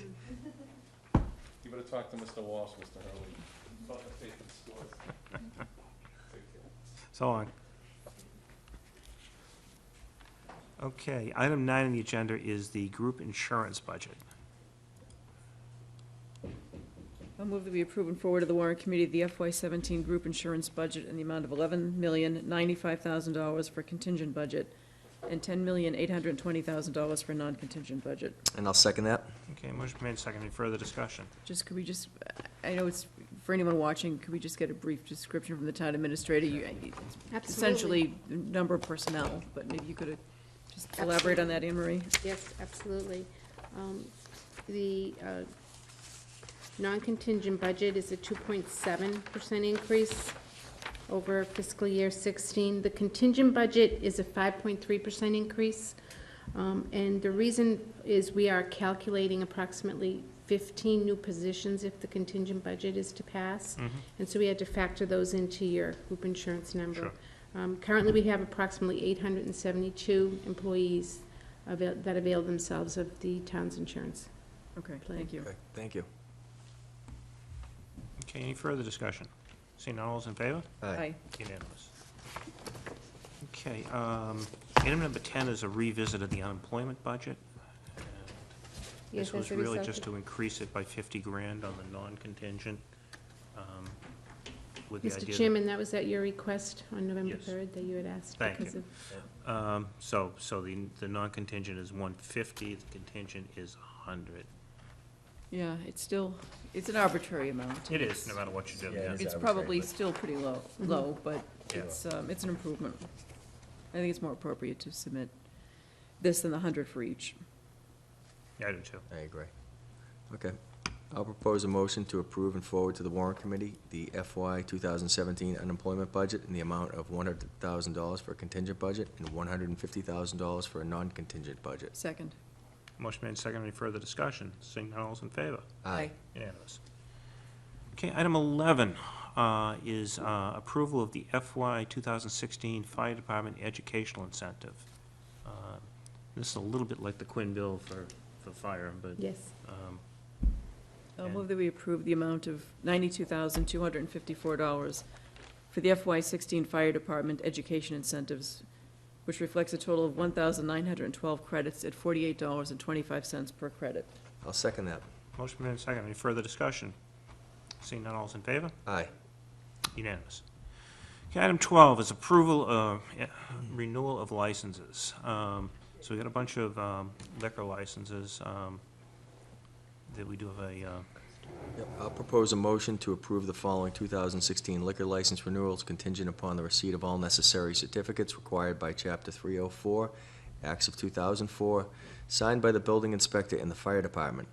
Milton American Legion Post 114, 123 Granite Avenue, Wollaston Golf Club, 999 Randolph Avenue, NPP Inc., DBA Central Liquor Mart, 26 Central Avenue, Delaney Liquors, DBA East Milton Wine and Spirits, 368 Granite Avenue, Esprit de Vin, 25 Central Ave, Fruit Center Inc., 110 Antwerp Street, Milton Hoosier Club, 193 Central Ave, Wharf Street Restaurant Group, LLC DBA 88 Wharf, 88 Wharf Street, Milton Fuller Housing Corporation, DBA Fuller Village, 1372 Brush Hill Road, Milton Fuller Housing Corporation, DBA Fuller Village, 1399 Blue Hill Avenue, Welch Restaurant Management, LLC, DBA Abbey Park, 550 Adams Street, B&D Ichiro Inc., DBA Ichiro Sushi, 538A Adams Street, Milton's Opus, LLC, DBA Steel and Rye, 95 Elliott Street. Second.